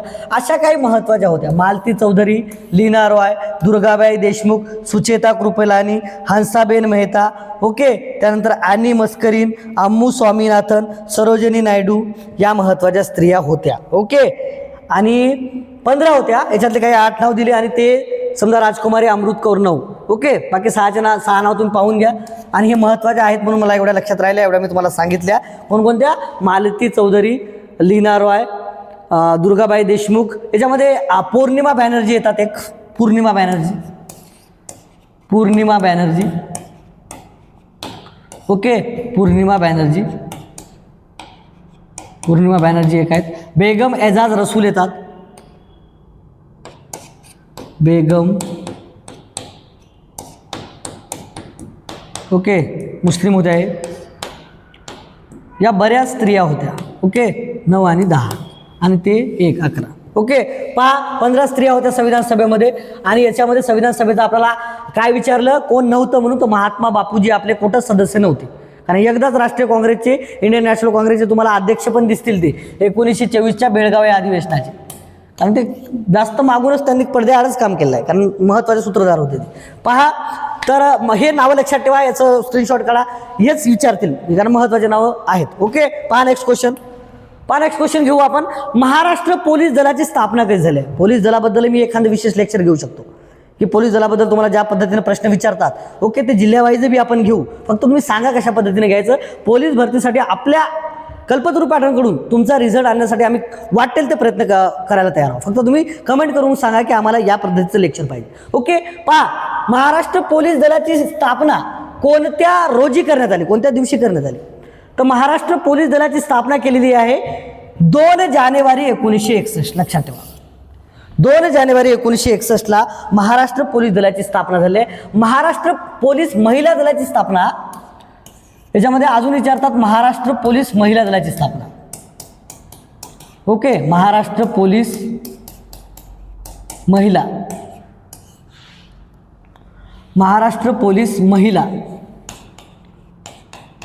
दलाची स्थापना. महाराष्ट्र पोलीस महिला दलाची स्थापना 1975 मध्ये. तर ही जी आहे ना, मुंबईमध्ये करण्यात आली होती, मुंबईमध्ये. याच्यावर विचारतात प्रश्न. ओके, त्यानंतर पहा, महाराष्ट्र जो पोलीस विषय आहे, हा पोलीस विषय राज्यघटनेतल्या कोणत्या सूचीमध्ये येते म्हणतो आपण? कारण राज्यसूची, संघसूची आणि संघसूची, समवर्ती सूची आणि राज्यसूची आपल्याला माहीत आहे. तर पोलीस हा विषय कोणत्या आखाडीत त्यात येतो? राज्यसूचीमध्ये येतो. हे लक्षात ठेवा, याच्यावर प्रश्न विचारलेले आहेत. पोलीस विषय हा राज्यसूचीमध्ये येतो. त्याच्यानंतर पोलीस जे आहे ते गृह मंत्रालय अंतर्गत येते. हे खातं कोणत्या पोलीस खाते कोणत्या अंतर्गत येते? गृह मंत्रालय. लक्षात ठेवा, माहीत असेल पण तरीही पहा, गृह मंत्रालय अंतर्गत येते, गृह मंत्रालय. ओके, महाराष्ट्र राज्यातील सर्वात वरिष्ठ किंवा उच्च पद कोणतं आहे? उच्च पद कोणतं आहे? पोलीस उच्च पद. ओके, पोलीस उच्च पद कोणतं आहे? पोलीस महासंचालक म्हणू आपण त्याला. ओके, पोलीस महासंचालक, पोलीस महासंचालक. ओके, महाराष्ट्राचे पहिले कोण होते? कृष्णकांत मेढेकर. याच्यावर प्रश्न विचारू शकतात, कृष्णकांत मेढेकर. आणि चालू घडामोडीवर विचारू शकतात सध्या कोण आहेत? तर कोण आहेत? रश्मी शुक्ला 2025 मध्ये. हे पहिले कोण होते महाराष्ट्राचे पोलीस महासंचालक? तर कृष्णकांत मेढेकर. ओके, आणि 2025 मध्ये कोण आहेत? ओके, शुक्ला म्हणून आहेत, रश्मी शुक्ला मॅडम हे आहेत. ओके, तर हे पण लक्षात ठेवा. ओके, त्याच्यानंतर पहा, पोलीस स्मृती दिन किंवा पोलीस दिन कधी साजरा केला जातो? पोलीस दिन महाराष्ट्राचा, पूर्ण महाराष्ट्र घेतो, महाराष्ट्राचं विचारतात पोलीस भरतीला मॅक्झिमम. भूगोलमध्ये विचारतात भारताचं, पण याच्यामध्ये अशा गोष्टीमध्ये महाराष्ट्राचं विचारतात. पोलीस दिन आहे 21 ऑक्टोबर. पोलीस दिन कधी आहे? ओके, गडद निळा याचा झेंडा असतो. ओके, गडद निळा असतो, त्यावर 5 स्टार असं एक चिन्ह असतं. ओके, ते पण विचारतात, त्याच्याबद्दल प्रश्न विचारतात. पहा, बऱ्याच गोष्टी घेतलेल्या आहेत आपण. त्यानंतर हे माहीत पाहिजे तुम्हाला, याच्यावर प्रश्न आलेला आहे की पोलीस हा विषय कोणत्या याच्यामध्ये येतो, कोणत्या सूचीमध्ये येतो? तर राज्य सूचीमध्ये येतो. हा प्रश्न आहे, विचारलेला आहे बरेच वेळा. त्यानंतर याच्यावर पण प्रश्न आहे, कोणत्या मंत्रालया अंतर्गत येतो? गृह मंत्रालया अंतर्गत. आणि याच्यावर प्रश्न विचारतात चालू घडामोडीवर, सध्या कोण आहे? रश्मी शुक्ला. आणि पहिले कोण होते? कृष्णकांत मेढेकर. आणि पोलीस दिन 21 ऑक्टोबर. ओके, पहा नेक्स्ट क्वेश्चन पाहू आपण. बाकी काय पोलीस याच्याबद्दल आपण बरेच प्रश्न घेऊ, जे काही चालू घडामोडी अंतर्गत असे विचारतील अशाही पद्धतीने घेऊ आपण. ओके, पहा नेक्स्ट क्वेश्चन घेऊ आपण. महाराष्ट्रात कोणत्या जिल्ह्यात 14 तालुके आहेत? हा प्रश्न म्हणला नाही का? पोलीस भरती 1 लाईनर आहे, परंतु डीप आहे. मी स्वतः जेव्हा क्वेश्चन पाहत होतो तेव्हा मला कळलं की पोलीस भरती पण साधीसुधी राहिलेली नाही. पोलीस भरतीला पण GS आणि GK या विषयामध्ये भारी क्वेश्चन विचारायले. ओके, म्हणजे तुम्हाला डीपमध्ये अभ्यास करावा लागणार, एकदम वरवरचं नाही. तर महाराष्ट्रात कोणत्या जिल्ह्यात 14 तालुके आहेत? तर 14 तालुक्याचे जिल्हे माहीत पाहिजे तुम्हाला. आपलं की त्याच्यामध्ये त्या जिल्ह्यामध्ये 14 तालुके आहेत. असे कोणकोणते जिल्हे आहेत की त्याच्यामध्ये 14 तालुके आहेत? तर पहा, याच्यामध्ये 14 तालुके आहेत अमरावतीमध्ये. 14 तालुके कुठे आहेत? अमरावतीमध्ये. पहा, अमरावती आहे 14 तालुकेवाला, अमरावती आहे. ओके, याच्यामध्ये तुम्हाला दिसेल दुसरा नागपूर दिसेल तुम्हाला 14 तालुकेवाला. ओके, नागपूर दिसेल तुम्हाला. त्याच्यानंतर 14 तालुके तुम्हाला दिसतील कुठं पहा. ओके, 14 तालुके दोन मला आठवले सध्या, नंतर आठवले सांगतो तुम्हाला. पण 14 तालुके सध्या अमरावतीमध्ये आहे. अमरावती आणि कुठे? नागपूरमध्ये आहेत. बाकी सांगतो तुम्हाला. पहिले पाहू आपण आता 15 तालुके पाहू आपण आता. हे 14 तालुके पाहिला आपण, कारण थोडं कन्फ्युजन होते. ओके, 15 तालुके पहा कुठे येतात ते 15 तालुके. तर 15 तालुके येतात रायगडमध्ये. एक पहा, 15 तालुके असणारा जिल्हा रायगड आहे. रायगड आहे. त्याच्यानंतर तुम्हाला दिसेल नाशिक. त्यानंतर तुम्हाला कोणता दिसेल? नाशिक. इथे अजून येते पुणे, जिथं असं आठवलं तसं लिहितो मी तुम्हाला. पुणे आणि अहिल्यानगर. हा, कन्फ्युजन केलं होतं पुण्यानं माझं.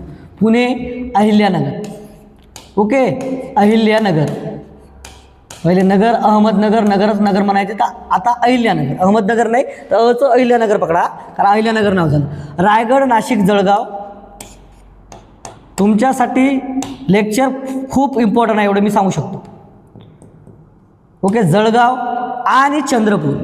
ओके, इथे काय दिसतील तुम्हाला? काय दिसतील इथे तुम्हाला? 15 तालुके दिसतील. ओके, इथं काय दिसतील तुम्हाला? 15 तालुके. रायगड, नाशिक, जळगाव, चंद्रपूर. आणि 16 तालुके तर बऱ्याच जणांना माहीत आहे. 16 तालुके कुठे आहेत? 16 तालुके आहेत पहा, महत्त्वाचं यवतमाळ आणि नांदेड. इथे 16 तालुके आहेत. आता नांदेडचं विभाजन होईल, यवतमाळचं होईल, कधी होईल. ओके, यवतमाळ म्हणून आपला पुसद जिल्हा कधी होणार आहे? होईल कधी ना कधी, तेव्हा विभाजन होईल. सध्या तर यवतमाळमध्ये किती जिल्हे आहेत? 16 जिल्हे आहेत. तर सर्वात कमी कुठे आहेत जिल्हे? सर्वात कमी जिल्हे हे पण माहीत नाही. सर्वात कमी जिल्हे कुठे आहेत? तर हे आहेत धुळेमध्ये. किती आहेत सर धुळेमध्ये? धुळेमध्ये आहे 4च. किती आहेत धुळेमध्ये? 4च. ओके, आणि 5 आहेत कोथं? आपल्या हिंगोली येते. हिंगोली येतं 5 आहे. हिंगोली येतं काय? 5 आहे. आणि वाशिम आणि नंदुरबार. वाशिम आणि नंदुरबार. ओके, इथं किती आहेत? इथे आहेत 6.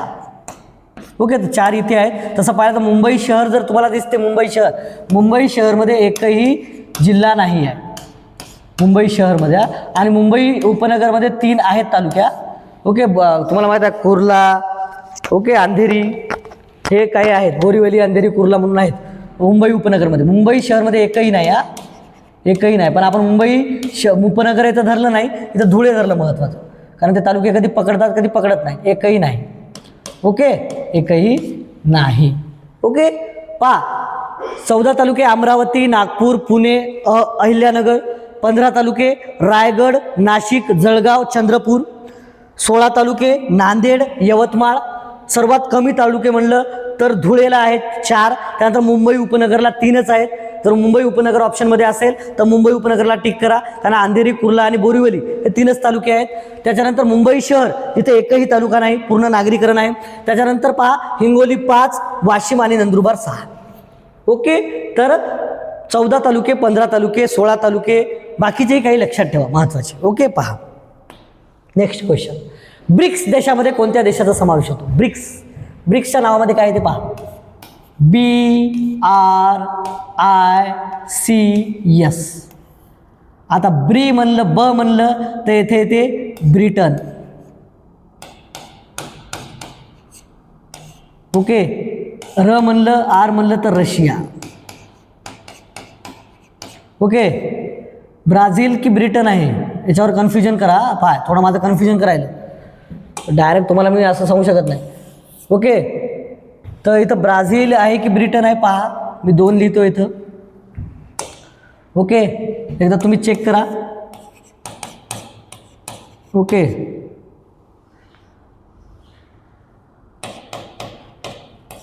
ब्राझीलच असेल वाटायला मला. ओके, 2 नंबर पहा.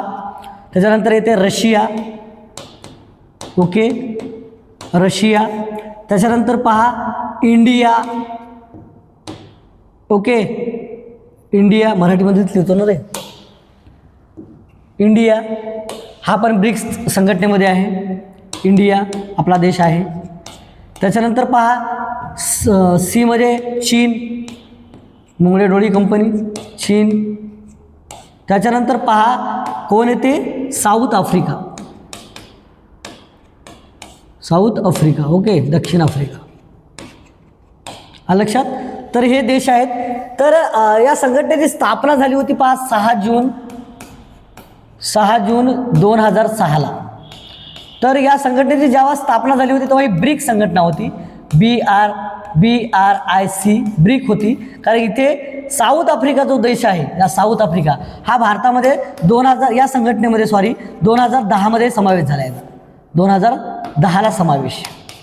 ओके, पहिले कोणती संघटना होती ही ब्रिक्स जी संघटना आपण म्हणालो, ही पहिली ब्रिक्स जी संघटना होती ब्रिक होती. म्हणजे याच्यामध्ये ब्राझील होता, याच्यामध्ये रशिया होता, याच्यामध्ये इंडिया होता आपला, आणि कोण होता, चीन होता. नंतर 2006ला 4 वर्षांनंतर याच्यामध्ये साऊथ आफ्रिका काय झाला, समावेश झाला, आणि त्यानंतर याचं नाव केलं ब्रिक्स. आणि ब्रिक्समध्ये एवढे देश आहेत. आता सध्या 2024मध्ये काही देश याच्यामध्ये समावेश झाले आहेत.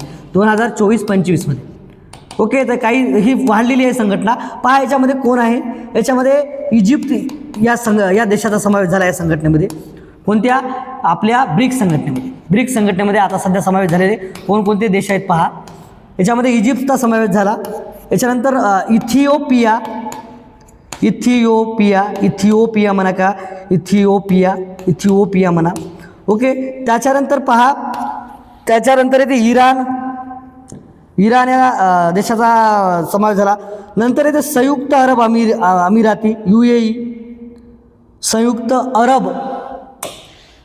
अरब अमिराती यांचा पण समावेश झाला 2024-25मध्ये. संयुक्त अरब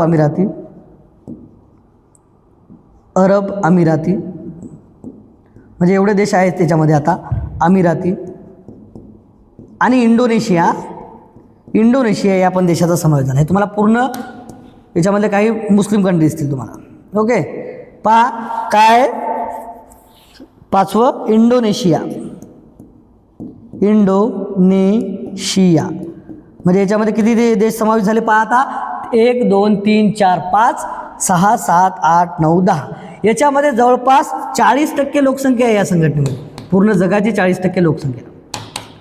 ओके, लोकसंख्या पूर्ण जगाची या देशांना किती व्यापलेली आहे, 40%, आणि 20% GDP. Okay, GDP. तर पहा ब्रिक्स जो आहे ब्राझील, रशिया, इंडिया, चीन, साऊथ आफ्रिका यांचा संघटना आहे. यांचा समावेश पहिले याच्यामध्ये होता. त्याच्यानंतर 2010ला साऊथ आफ्रिकेचा या संघटनेची स्थापना आहे 6 जून 2006ला. शांघाय याचं मुख्यालय कुठे आहे पहा, लक्षात ठेवा. ब्रिक्स संघटनेचं मुख्यालय. ओके, याचं मुख्यालय लक्षात ठेवा. याचं मुख्यालय आहे चीन. शांघाय येता, शांघाय कुठे येते, चीनची राजधानी. ओके, चीन. ओके, पहा ब्रिक्सबद्दल बरंच पाहिलं, हे पण लक्षात ठेवा. हे देश 10 देश झाले, ते 5 आणि हे 5. ओके, पहा नेक्स्ट क्वेश्चन पाहू. आधुनिक भारताचे जनक कोणाला म्हटले जाते? आधुनिक भारताचे जनक या शब्दात खालीलपैकी कोणत्या समाज सुधारकाचा गौरव केला जातो? तर आधुनिक भारताचे जनक असा उल्लेख हा किंवा गौरव हा कोणाचा केला जातो? राजा राम मोहन रॉय यांचा. राजा राम मोहन रॉय यांना आधुनिक भारताचे अग्रदूत म्हणू. ओके, नव्या युगाचे अग्रदूत, नव्या युगाचे अग्रदूत, नव्या युगाचे अग्रदूत असं कोणाला म्हटलं जाते? राजा राम मोहन रॉयला. त्यानंतर यांना काय म्हटलं जाते? आधुनिक भारताचे अग्रदूत पण म्हटले जाते. आधुनिक भारताचे अग्रदूत, आधुनिक भारताचे अग्रदूत. ओके. तसेच आधुनिक भारताचे जनक हे कोणाला म्हटलं जाते? राजाराम मोहन रॉय यांना. कोणाला? राजाराम मोहन रॉय. ओके. राजाराम मोहन रॉय यांना काय म्हटलं जाते? नव्या युगाचे अग्रदूत आणि आधुनिक भारताचे अग्रदूत. पहा, राजाराम मोहन रॉय बद्दल महत्त्वाच्या गोष्टी पहा. राजाराम मोहन रॉय यांनी सर्वात महत्त्वाचं म्हणजे ब्राह्मो समाज माहीत आहे आपल्याला. त्याच्या आधी पहा, यांचे काही वृत्तपत्रे होते महत्त्वाच्या, याच्यावर प्रश्न विचारतात. वृत्तपत्र्या राजाराम मोहन रायचं संवाद कौमुदी होतं. संवाद कौमुदी. संवाद कौमुदी यांचं जवळपास 1821 मध्ये होतं.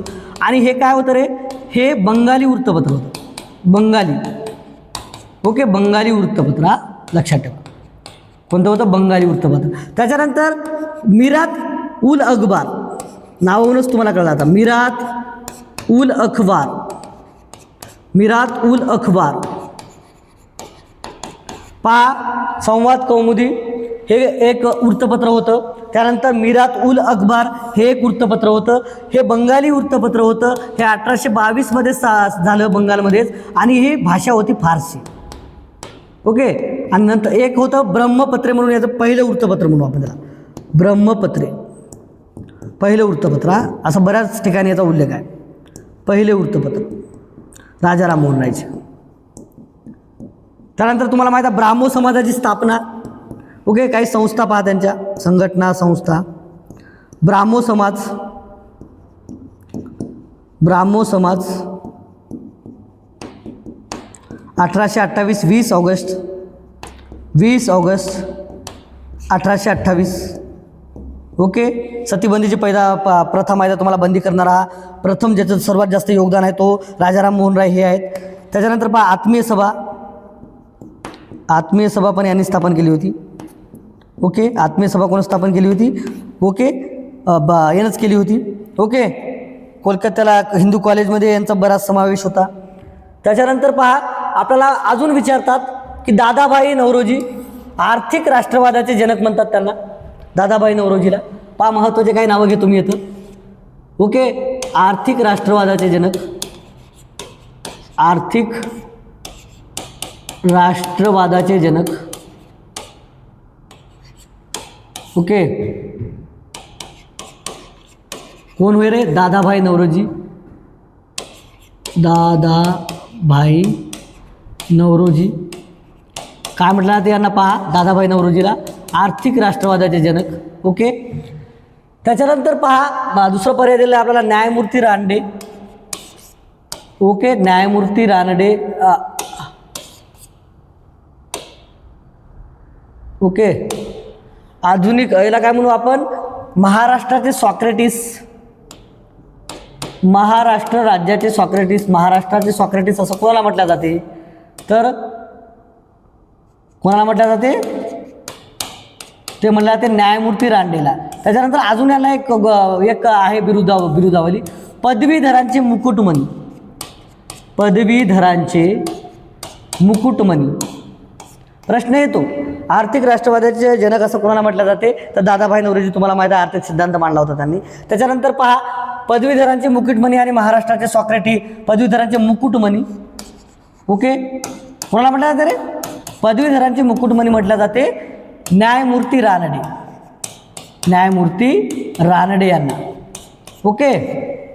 त्याच्यानंतर पहा, आपल्याला अजून महत्त्वाचं काय विचारलं का याच्यामध्ये? महात्मा फुले यांना काय म्हटलं जाते? पहा, महात्मा फुले. ओके. महात्मा फुलेंना म्हणले जाते बुकर टी वॉशिंग्टन. हिंदुस्थानचे बुकर टी वॉशिंग्टन. ओके. हिंदुस्थानचे Booker T Washington. Okay. Washington हे म्हटलं जाते कोणाला? महात्मा फुलेला. त्याच्यानंतर महाराष्ट्राचे याला काय म्हणू आपण? Martin Luther King. महात्मा फुलेला अजून काय म्हटलं जाते? महाराष्ट्राचे Martin Luther King. Okay, Martin Luther King हे पण म्हणल्या जाते यांना. ओके, त्याच्यानंतर महाराष्ट्राचे बुकर टी वॉशिंग्टन कोणाला म्हटल्या जाते? हे हिंदुस्थानचे महात्मा फुले, तर महाराष्ट्राचे कोणाला म्हटल्या जाते? महाराष्ट्राचे, ओके, महाराष्ट्राचे Booker T Washington, Booker T Washington. Okay, तर हे म्हटलं जाते भाऊराव पाटील यांना, भाऊराव पायगुंडा पाटील. ओके, भाऊराव पाटील यांना. ओके, त्याच्यानंतर आधुनिक मनू किंवा भारतीय राज्यघटनेचे शिल्पकार सर्वांना माहीत आहे. भारतीय राज्यघटनेचे शिल्पकार, बरेच विचारलेले क्वेश्चन घ्यायलो. घटनेचे शिल्पकार सर्वांना माहीत आहे, बी आर आंबेडकर. ओके, यांना म्हटल्या जाते. त्याच्यानंतर यांना आधुनिक मनू म्हटल्या जाते. आधुनिक मनू, आधुनिक मनू. ओके, आधुनिक मनू लक्षात ठेवा, बऱ्याच जणांना माहीत नसू शकते. आणि काय म्हणू आपण त्याला? अस्पृश्य समाजाचे उद्धार करते, दलितांचे उद्धार करते असं त्यांचा नाव हे करला जातो, उल्लेख. दलितांचे उद्धार करते. ओके, उद्धारक म्हणू किंवा उद्धार करते, उद्धारक. तर हे सर्व कोणाला म्हटलं जाते? डॉक्टर बाबासाहेब आंबेडकर यांना. ओके, हे नाव कोणाला उद्देशून घेतलं जातात? डॉक्टर बाबासाहेब आंबेडकर यांना, बाबासाहेब आंबेडकर यांना. ओके, डॉक्टर बाबासाहेब आंबेडकर यांना. त्याच्यानंतर पहा लोकहितवादी, लोकहितवादी कोणाला म्हटल्या जाते? ओके, जागा अपुरी पडेल आपल्याला. लोकहितवादी, लोकहितवादी, स्क्रीनशॉट काढा. लोकहितवादी कोणाला म्हटलं जाते? गोपाळ हरी देशमुख. पहा लक्षात ठेवा, गोपाळ हरी देशमुख, गोपाळ हरी देशमुख. ओके, गोपाळ हरी देशमुख यांना. याला मराठी भाषेचे शिवाजी, यावर बरेच वेळा प्रश्न आलेला आहे. मराठी भाषेचे शिवाजी विष्णू शास्त्री चिपळूणकर. मराठी भाषेचे शिवाजी कोणाला म्हटलं जाते? विष्णू शास्त्री चिपळूणकर. विष्णू शास्त्री. ओके, विष्णू शास्त्री चिपळूणकर, चिपळूणकर यांना म्हटलं जाते. ओके, याला महाराष्ट्राचे जॉन्सन पण म्हणतात. विष्णू शास्त्री चिपळूणकरला महाराष्ट्राचे जॉन्सन. ओके, महाराष्ट्राचे जॉन्सन. ओके, मराठीचे जॉन्सन, महाराष्ट्राचे नाही, मराठीचे, मराठीचे जॉन्सन म्हणतात त्याला, मराठीचे जॉन्सन. ओके, याच्यावर प्रश्न विचारलेले आहेत. मराठीचे जॉन्सन कोणाला? विष्णू शास्त्री चिपळूणकरला. ओके, त्याच्यानंतर पहा मराठी भाषेचे पाणिनी, मराठी भाषेचे पाणिनी.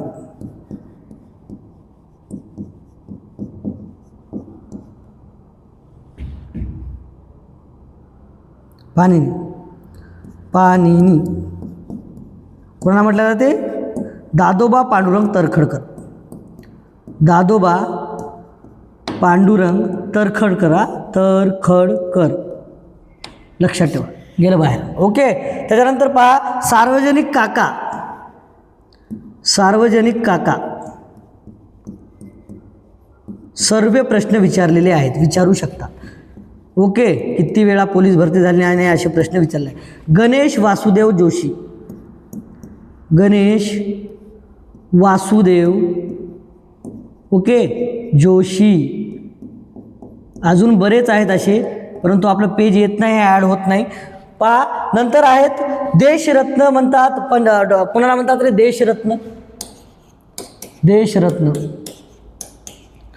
देशरत्न रत्न म्हणतात डॉक्टर राजेंद्र प्रसाद यांना.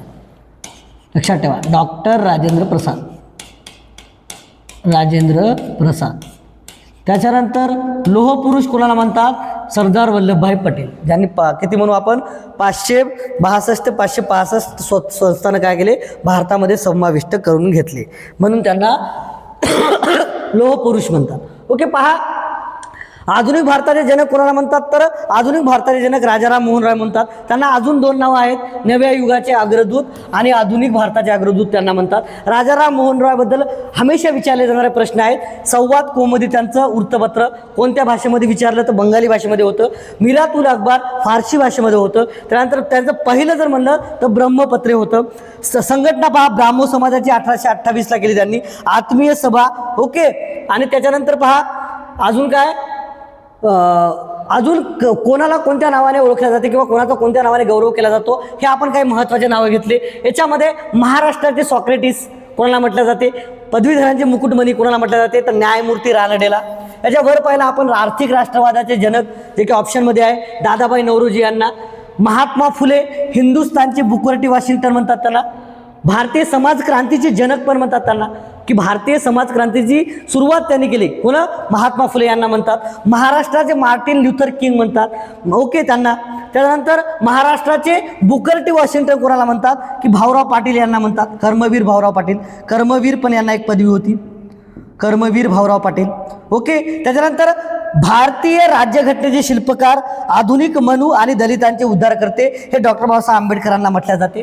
त्याच्यानंतर पहा लोकहितवादी गोपाळ हरी देशमुख यांना म्हटले जाते. मराठी भाषेचे शिवाजी आणि मराठीचे जॉन्सन विष्णू शास्त्री चिपळूणकर यांना म्हटले जाते.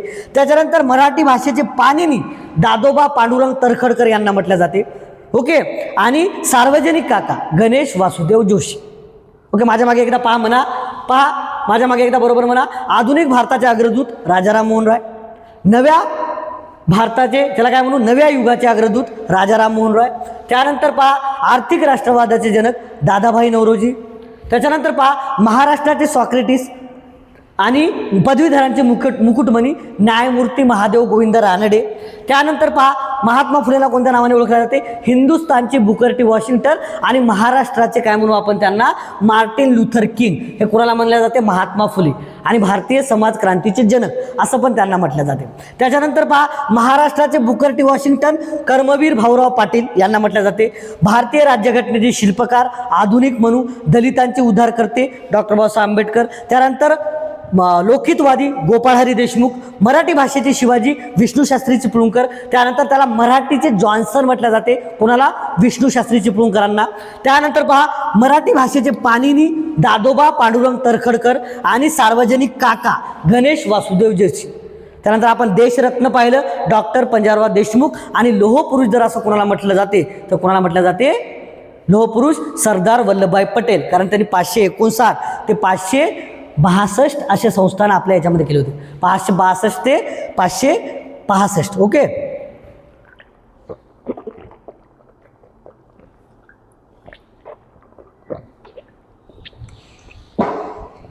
पहा नेक्स्ट क्वेश्चन. आकारमानाने सर्वात लहान जिल्हा कोणता? सर्वात लहान सर्वात मोठा जिल्हा माहीत पाहिजे, प्रश्नामध्ये विचारतात, ओके. सर्वात लहान जिल्हा आहे महाराष्ट्रामध्ये मुंबई शहर. याचं क्षेत्रफळ फक्त किती आहे? ओके 157 आहे वाटते. हो आहे ते 157चा 157 चौरस किलोमीटर. हा मुंबईचं किती आहे? 157 चौरस किलोमीटर. सर्वात लहान जिल्हा महाराष्ट्रात, ओके. सर्वात लहान जिल्हा महाराष्ट्रातील मुंबई शहर. 2 नंबरला येते मुंबई उपनगर. 2 नंबरला कोण येते? मुंबई उपनगर. मुंबई उपनगर किती आहे रे? 446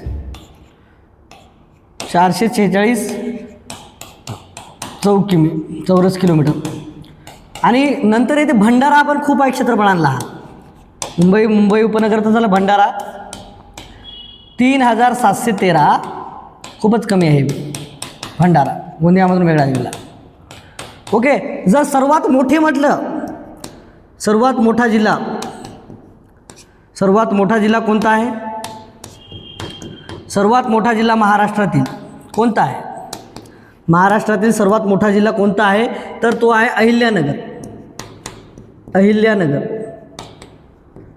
ओके, 17,000 जवळपास तिथं चौरस किलोमीटर आहे. 17,048. त्याच्यानंतर 2 नंबरला कोणता येते? पुणे. ओके, 2 नंबरला कोण येते? पुणे. पुणे. ओके, याचा आहे 15,643. हे काय लक्षात नाही, फक्त मी यारी लिहायलो की किती फरक आहे बुवा त्याच्यामध्ये, या जिल्ह्यामध्ये. हे तुम्हाला फरक कळला पाहिजे यासाठी लिहित आहे. आणि सर विचारतात काय, तुम्हाला माहिती आहे विचारत नाही तेवढं क्षेत्रफळ विदर्भ, फक्त एवढे विचारू शकतात कोणतं मोठं आहे तेव्हा टॉप 3 विचारू शकतात. अहिल्यानगर, पुणे आणि नाशिक हे सर्वात मोठे जिल्हे आहेत महाराष्ट्रामध्ये. नाशिकचं क्षेत्रफळ आहे 15,530. ओके, 15,530. सर्वात लहान जर म्हणलं तर मुंबई शहर, 2 नंबर मुंबई उपनगर आणि 3 नंबर येते भंडारा. त्यानंतर सर्वात मोठं जर म्हणलं महाराष्ट्रातील जिल्हा अहिल्यानगर, त्याच्यानंतर पुणे आणि त्याच्यानंतर नाशिक. याच्यामध्ये थोडाच फरक दिसेल तुम्हाला. ओके, पहा नेक्स्ट क्वेश्चन. पहा नेक्स्ट क्वेश्चन. खालीलपैकी चुकीची जोडी ओळखा, कोणती आहे ती? ओके, कोणती आहे चुकीची जोडी? पहा, तामिळनाडूमध्ये मल्याळम भाषा बोलली जाते का? नाही. मल्याळम भाषा कुठे आहे रे? केरळ. मल्याळम. हे बा भाषेबद्दल विचारतात. हे प्रश्न सांगण्यामागचं कारण, घेण्यामागचं कारण हे आहे की हे असे प्रश्न विचारतात, ज्याला सोपं समजतो तेच मार्क घालतात. ओके, तर हे प्रश्न असे विचारतात. तामिळनाडूमध्ये कोणती आहे? मल्याळम भाषा केरळमध्ये आहे, लक्षात ठेवा. मल्याळम कुठं आहे? केरळ. तामिळनाडूमध्ये कोणती आहे? तामिळ. नावावरूनच तुम्हाला लक्षात येईल. तामिळनाडू. तामिळनाडूमध्ये कोणती आहे? तामिळ. नावावरूनच आहेत बाकीच्या बाकी हे. त्यानंतर पहा आपल्याला कर्नाटक दिलं, कन्नड बरोबर आहे. त्यानंतर दिला महाराष्ट्र मराठी बरोबर आहे. आंध्र प्रदेश तेलुगू बरोबर आहे. ओके, त्यानंतर पहा आंध्र प्रदेशमध्ये तेलुगू आहे, त्याचप्रमाणे अजून तेलंगणामध्ये तेलुगू आहे. तेलंगणामध्ये तेलुगू बोलले जाते, थोड्याफार प्रमाणात उर्दू बी आहे. ओके, तेलंगणा मध्ये तेलुगू. ओके, आणि इथं उर्दू बी थोड्याफार प्रमाणात आहे. त्याच्यानंतर पहा हिंदी भाषा बहुल आहे. मध्य प्रदेश म्हणा, उत्तर प्रदेश, उत्तराखंड इकडे हिंदी भाषा दिसेल तुम्हाला. त्यानंतर बंगालमध्ये बंगाली आहे. बंगालमध्ये कोणती आहे? बंगाली. ओके, बंगालमध्ये बंगाली. बाकी तुम्हाला भाषा याद दिसतील. ओके, बंगालीला लागून अंदमान निकोबारमध्ये बंगालीच आहे, त्याला लागून आहे. ओके, त्याच्यानंतर तुम्हाला केरळला लक्षद्वीप लागून येते, तर त्याचा मल्याळम भाषा येईल. ओके, नंतर याच्यामध्ये कोणतं घेतलं नाही आपण, तिकडले सर्वच आहेत. तामिळनाडू आहे, कर्नाटक आहे, आंध्र प्रदेश आहे, मल्याळम पण सांगितलं तुम्हाला. ओडिशाचं ओरिसा येईल भाषा. त्याच्यानंतर हिंदी बहुतांशी आहे. काही ठिकाणी तुम्हाला राजस्थानमध्ये राजस्थानी भाषा, त्याला मारवाडी भाषा म्हणतो आणि तेच हिंदी भाषा राहते. ओके, पंजाबमध्ये पंजाबी भाषा आणि हरियाणामध्ये, जे की पंजाबमधून हरियाणा निघलेला आहे, हरियाणाची हिंदी भाषा आहे, लक्षात ठेवा. हरियाणाची पंजाबी नाही, हरियाणाची हिंदी भाषा आहे. ओके, हरियाणा कोणता आहे? हिंदी भाषा. ओके, काही तुम्हाला तिकडे पण भाषा वेगवेगळ्या दिसतील ईशान्येमध्ये. ओके, तर ते बहुतांश हिंदी अशाच काही भाषा आहेत. ओके, पहा नेक्स्ट क्वेश्चन घेऊ. तर भाषेसाठी क्वेश्चन घेण्यामागचं कारण काय होतं की तुम्हाला माहीत पाहिजे भाषा बोलल्या जातात. भारताचे पहिले गृहमंत्री कोण? गृहमंत्री महत्त्वाचा खाता आहे. त्याला उपपंतप्रधान, भारताचे एकच उपपंतप्रधान राहिले ते, यानंतर अजून एक राहिले होते लालकृष्ण अडवाणी.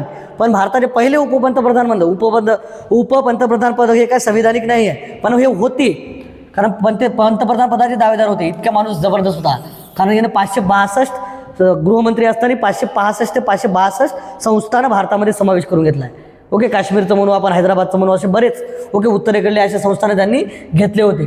तर भारताचे पहिले गृहमंत्री कोण होते? सरदार वल्लभभाई पटेल. तर डॉक्टर राजेंद्र प्रसाद काय होते? भारताचे पहिले राष्ट्रपती. भारताचे पहिले राष्ट्रपती. ओके, कोण होते? Doctor Rajendra Prasad.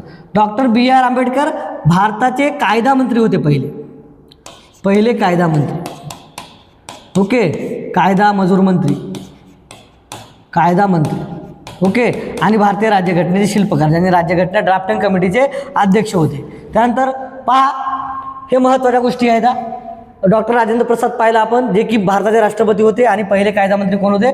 Doctor B.R. Ambedkar. Rammohan Lohia हे काही तेवढं काही विचारत नाहीत पेपरला. ओके, पहा नेक्स्ट क्वेश्चन.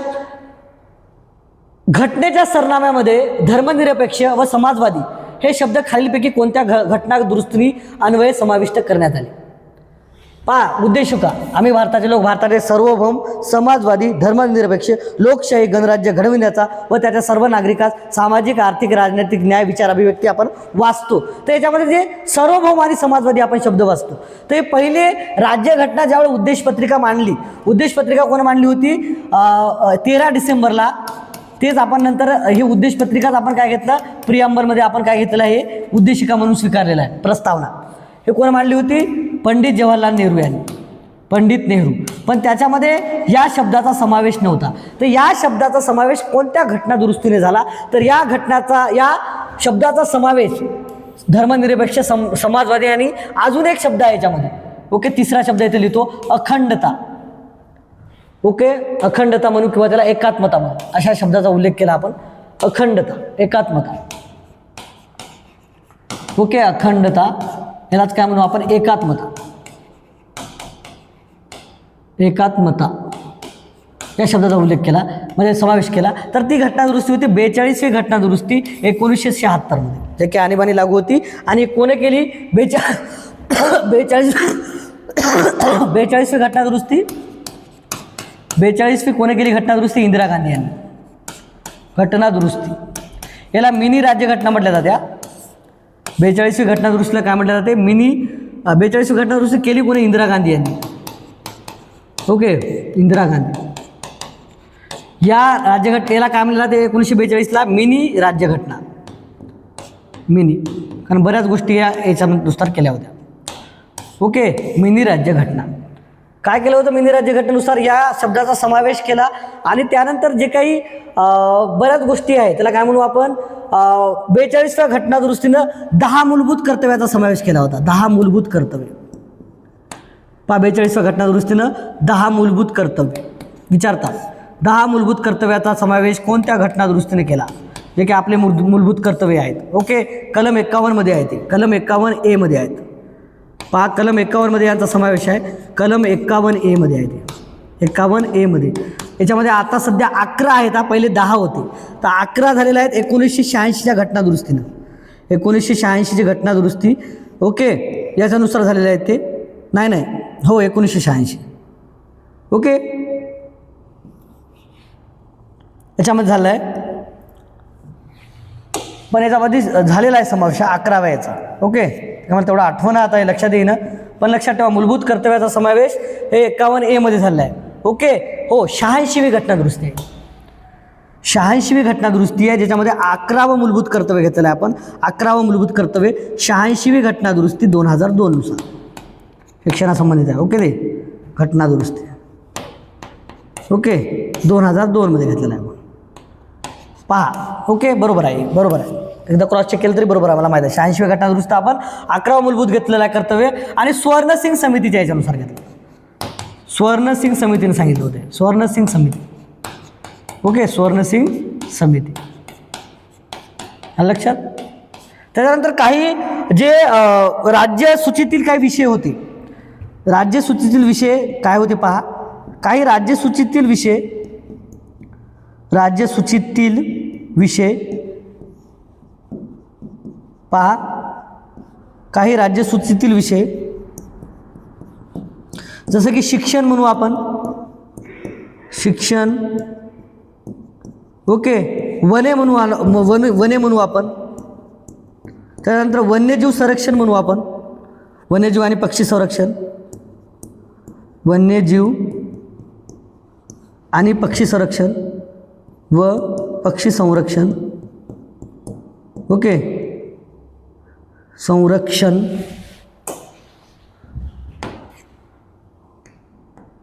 संरक्षण पहा. वजन आणि मापे, वजन आणि मापे हे जे आहे हे राज्यसूचीमध्ये होतं. नंतर आपण कुठे घेतलं हे समवर्ती सूचीमध्ये. समवर्ती सूची आपण ऑस्ट्रेलियाकडून घेतलेली आहे, लक्षात ठेवा. यावर प्रश्न विचारलेला आहे. समवर्ती सूचीमध्ये घेतला आहे. समवर्ती सूची कोणाकडून घेतलेली आहे आपण, ऑस्ट्रेलिया या देशाकडून. मागच्या लेक्चरमध्ये मी घेतलेलं आहे, त्याच्यामध्ये पहा तुम्ही. बरंच डीपमध्ये आहे ते बी लेक्चर. दुसरं लेक्चर पाहण्याच्या आधी पहिले लेक्चर पाहा, बऱ्याच गोष्टी तुमच्या क्लिअर होतील. ओके, पहा बऱ्याच गोष्टी केलेल्या आहेत. त्यानंतर राष्ट्रपतीवर काही बंधने घालण्यात आले होते. ओके, तर ते 44व्या घटना दुरुस्तीनं काढून घेतले. काही जे काही महत्त्वाचे जे काही कलम हे केले होते जबरदस्तीने, कारण इंदिरा गांधीने हे बऱ्याच गोष्टी हे केल्या होत्या, कारण तिनं संसदेला खूप महत्त्व दिलं होतं 42व्या घटना दुरुस्तीमध्ये. आणि राष्ट्रपतीला जे काय आपण म्हणू की त्याला राष्ट्रपतीला काय केलं आहे, बंधनं घातले होते, जे की केंद्र सरकारच्या सल्ल्यानुसार राष्ट्रपती हा काम करेल. आणीबाणीबद्दल बऱ्याच गोष्टी त्यांनी हे केल्या होत्या. ओके, कोणत्याही कारणासाठी आणीबाणी लावल्या जाईल तर आणीबाणीवर जे काही मग नंतर जनता सरकार आलं मोरारजी देसाईचं. मोरारजी देसाई पण इंदिरा गांधी सोबतच होता पहिली. ओके, पण जनता सरकारने नंतर 44वी आणि 43वी घटना दुरुस्ती केली आणि बऱ्याच या गोष्टी मोडीत काढल्या. ओके, काही महत्त्वाच्या गोष्टी घेतल्या इथं मी, पण बऱ्याच गोष्टी मोडीत काढल्या. जसं की आपण काय म्हणू, ज्याच्यामध्ये एक जो काही मूलभूत कायदा केला होता 44व्या घटना दुरुस्तीनं. 44व्या घटना दुरुस्तीनं काय केलं होतं हे, ओके, एक 44वी घटना दुरुस्ती लक्षात ठेवा. 31A आणि 39(1)F हे जो कलम आहे, जे की मूलभूत अधिकार होता, संपत्तीचा मूलभूत अधिकार. ओके, संपत्तीचा मूलभूत अधिकार वगळण्यात आला. याच्यावर प्रश्न विचारतात.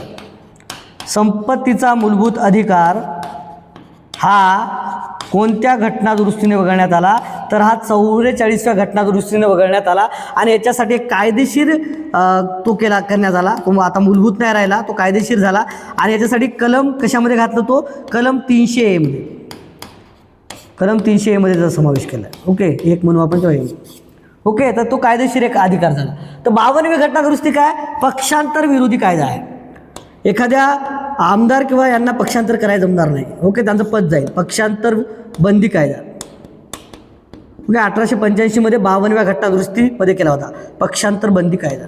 ओके, कोणत्याही आमदार किंवा खासदार जे की इकडे तिकडे उड्या मारू लागले या पक्षातून त्या पक्षात, तर हा असा कायदा केला होता पक्षांतर बंदी. जर त्यांनी या पक्षातून दुसऱ्या पक्षात जर प्रवेश केला, एका समजा शिवसेनेतल्या एखाद्या आमदाराने राष्ट्रवादीमध्ये प्रवेश केला, तर त्यांचं ते पद रद्द होईल आमदारकीचं. अशा पद्धतीचा हा कायदा होता जो 52व्या घटना दुरुस्तीनं झाला. बाकी 44व्या घटना दुरुस्तीनं आणि 43व्या घटना दुरुस्तीनं बऱ्याच गोष्टी जे 42व्या घटना दुरुस्तीमध्ये केल्या होत्या त्या मोडीत काढल्या. ओके, कारण न्यायालयीन पुनर्विलोकन जे होतं, न्यायालयीन पुनर्विलोकन आणि न्यायालयाचे जे रीट होते हे महत्त्वाचे मूलभूत अधिकार म्हणून आपण हक्क, ते पण यानं काय केलं होतं 42व्या घटना दुरुस्तीनं कमकुवत केलं होतं इंदिरा गांधीनं. ओके, बाई डेंजर बाई होती. ओके, पहा नेक्स्ट क्वेश्चन. जागतिक योग दिवस. जागतिक योग दिवस पहा 21 जून. काय महत्त्वाचे दिवस घेऊ की राहू देऊ, पण 21 जून पहा. त्यानंतर काही महत्त्वाचे दिवस आहेत. 14 जानेवारी भूगोल दिन येते. 12 जानेवारी काय येते रे, युवक दिन येते. त्यानंतर 28 फेब्रुवारी विज्ञान दिन. 7 एप्रिल आरोग्य दिन. असे काही 20 मार्च चिमणी दिन. 21 मार्च वन दिन. 22 मार्च जल दिन. असे काही दिवस लक्षात ठेवा. 1 डिसेंबर आता झाला एड्स दिन. आता 3 डिसेंबर आहे राष्ट्रीय वकील दिवस आहे. तर असे महत्त्वाचे दिवस लक्षात ठेवा. मी लिहून देत नाही आता, कारण असे खूप दिवस आहेत प्रत्येक महिन्यामध्ये. 5 जून पर्यावरण दिन. असे जे महत्त्वाचे दिवस आहेत ते लिहून ठेवा. ओके, काही महाराष्ट्राचे आहेत. कामगार दिन काही राष्ट्रीय लिहून घ्या, काही आंतरराष्ट्रीय आणि काही महाराष्ट्राचे. जसं की 7 नोव्हेंबर पाहिला आपण शाळा प्रवेश दिन. ओके, शिक्षण दिन 5 सप्टेंबर. अजून बरेच आहेत. आंतरराष्ट्रीय बालिका दिन. त्याच्यानंतर 8 मार्च जागतिक महिला दिन. ओके, काही जागतिक आहेत, काही राष्ट्रीय आहेत, काही प्रादेशिक आहेत राज्याचे आपल्या.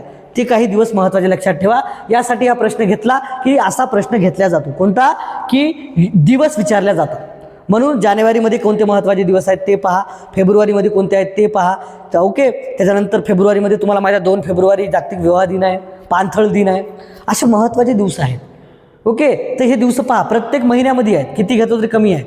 ओके, बरेच आपण पाहिलं. समता दिन, त्यानंतर हुतात्मा दिन, बऱ्याच जयंतीहून आपण नाव ठेवल्या. ओके, चाचा नेहरूचं बाल दिन 14 नोव्हेंबर.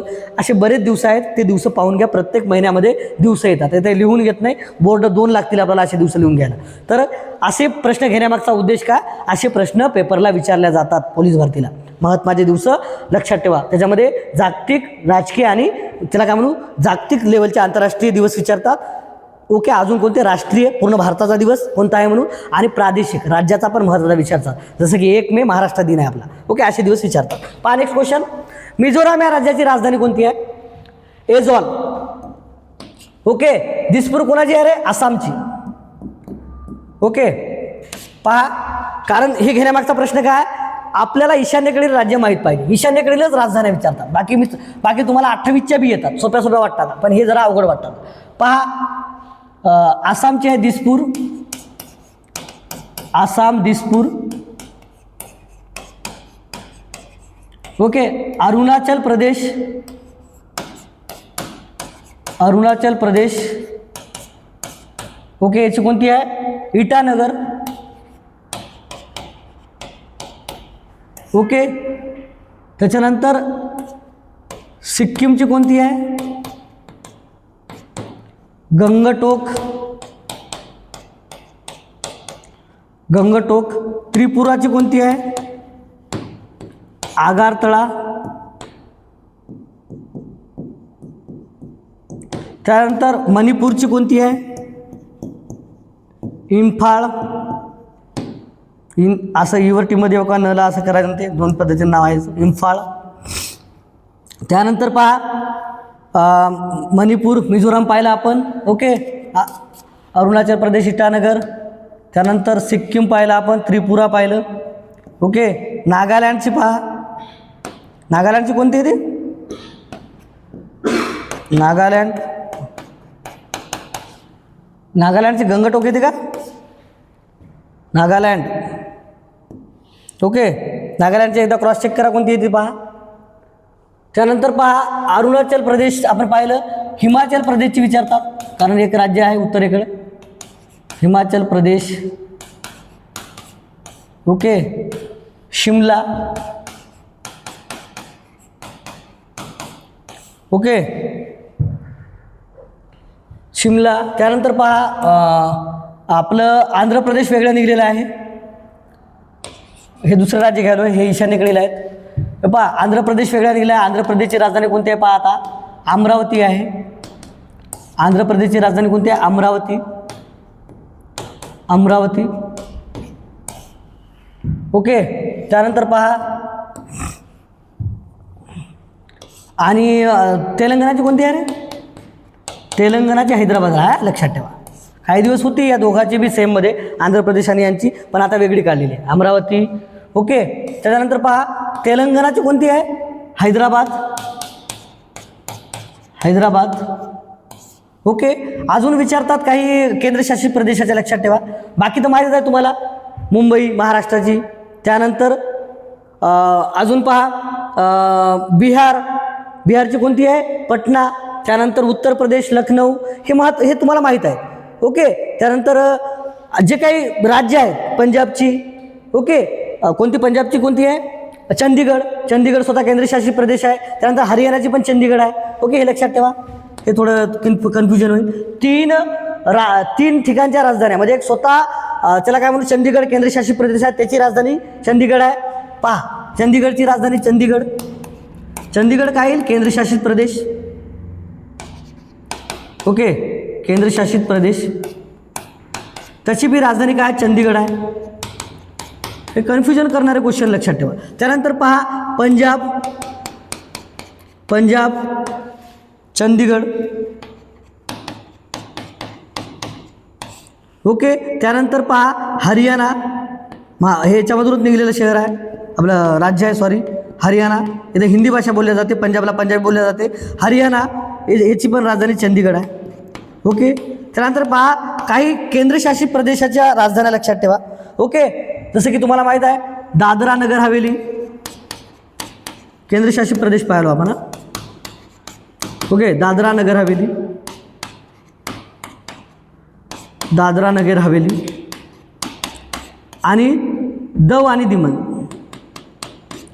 दव व दिमन. दिमन त्याची राजधानी दिमन आहे. ओके. या पूर्ण याची, कारण एक केंद्रशासित प्रदेश झाला 2020ला, पहिले वेगळे होते. ओके.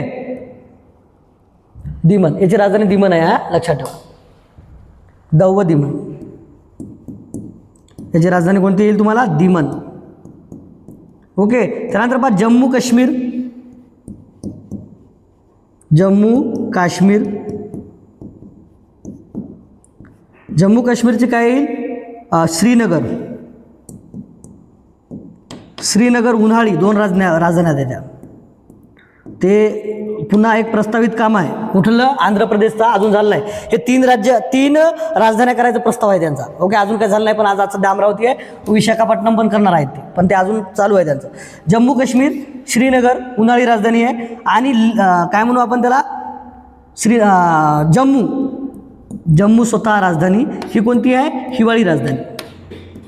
ओके, कोणती आहे, हिवाळी राजधानी. नंतर कोणता आहे केंद्रशासित प्रदेश, दिल्लीच आहे, नवी दिल्लीची दिल्ली. त्यानंतर पहा अंदमान निकोबार. ओके, अंदमान निकोबारची आहे लक्षद्वीपची कावारती आहे. लक्षद्वीप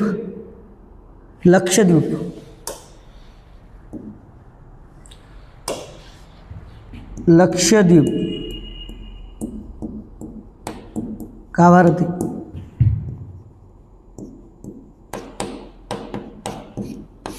अंदमान निकोबार,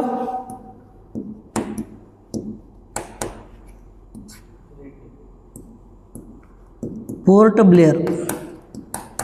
कोणती आहे, पोर्ट ब्लेअर, लक्षात ठेवा, पोर्ट ब्लेअर. तर या राजधान्या लक्षात ठेवा. ओके, तर आसामची दिसपूर आहे, अरुणाचल प्रदेशची इटानगर आहे, सिक्कीमची गंगटोक आहे. ओके, त्यानंतर त्रिपुराची आगरतळा आहे, मणिपूरची इम्फाळ आहे. ओके, आणि नागालँडची कोहिमा आहे. ओके, कोहिमा आहे, नागालँडची कोणती आहे, कोहिमा. ओके, तर ईशान्येकडील विचारतात. ओके, यावर प्रश्न विचारतात. आसाम, दिसपूर, अरुणाचल प्रदेश, इटानगर, सिक्कीम, गंगटोक, त्रिपुरा, आगरतळा, याचा स्क्रीनशॉट काढा किंवा हे पहा लगेच. जसं लेक्चर झालं त्यावर या क्वेश्चन करत जा तुम्ही प्रॅक्टिस, कारण याच्यावर प्रश्न विचारतात. हिमाचल प्रदेश का विचारलं, कारण उत्तरेकडे एक महत्त्वाचं राज्य आहे, छोटं राज्य आहे, याच्याबद्दल विचारतात, ते पण थोडं याच्यात मोडते म्हणून. ओके, नंतर आंध्र प्रदेश का, कारण आंध्र प्रदेश वेगळं निघलं 2014ला, 2 जूनला. तेलंगणा वेगळा निघाला 2014ला, म्हणून काय झालं, याच्या राजधान्या बदलल्या. काही दिवस यांची एकच राजधानी होती, हैदराबाद, पण आता हैदराबाद राजधानी कोणाचं ठिकाण आहे, तेलंगणाचं आहे. आंध्र प्रदेशचं कोणतं आहे, अमरावती. चंदीगड हे एक असं केंद्रशासित प्रदेश आहे किंवा अशी एक राजधानी आहे की ते 2 राज्याची आणि एका केंद्रशासित प्रदेशाची राजधानी आहे, म्हणून ते महत्त्वाचं आहे. त्यानंतर लक्षद्वीप हे केंद्रशासित प्रदेश आहे, कावारती आहे त्याची राजधानी. अंदमान निकोबार आहे, त्याचं पोर्ट ब्लेअर आहे. जम्मू काश्मीर आहे, श्रीनगर आहे, याच्या 2 राजधानी आहेत, लक्षात ठेवा, जम्मू काश्मीरच्या. आणि लडाख एक अजून केंद्रशासित प्रदेश आहे, लडाख. ओके, जागा कुठं आहे, इथं आहे, लडाख. पहा, लडाख म्हणा. आता याचा आहे राजधानी लेह. सर्वात मोठा जिल्हा तुम्हाला माहिती होतं पहिले, हेच राहायचा जिल्हा लेह. तर याची काय आहे, राजधानी आहे. ओके, पहा, बऱ्याच कव्हर केल्या. असा प्रश्न विचारते म्हणून मी प्रश्न घेतलेला आहे. आणि ईशान्येकडील राजधान्या पाठ करून घ्या, विचारतात. त्यानंतर अशा काही महत्त्वाच्या राजधान्या. ओके, पहा, शेवटचा क्वेश्चन आहे. बाकी हे त्या राजधान्या खालीलपैकी कोणत्या राज्याची सीमा महाराष्ट्र राज्याला लागून नाही आहे. छत्तीसगडची आहे लागून, कारण इकडे गोंदिया आणि आपला भंडारा जिल्हा आहे ते. ओके, गोंदिया, गडचिरोली वगैरे. तेलंगणा आहे, कर्नाटक आहे, आंध्र प्रदेश नाही, कारण आंध्र प्रदेश वेगळं निघलेलं आहे. पहिले आंध्र प्रदेशची होती, कारण आंध्र प्रदेशमध्ये तेलंगणा होता, पण तेलंगणा एक वेगळं राज्य काढलं. ओके, म्हणून आता आंध्र प्रदेशची लागून नाही. अजून कोणता आहे, गुजरात. अजून कोणत्या राज्याची लागून आहे, गुजरातची. सर्वात जास्त जिल्हे म्हणून आपण गुजरात. ओके, त्याच्यानंतर मध्यप्रदेशचे बरेच जिल्हे लागले आहेत. ओके, मध्यप्रदेश.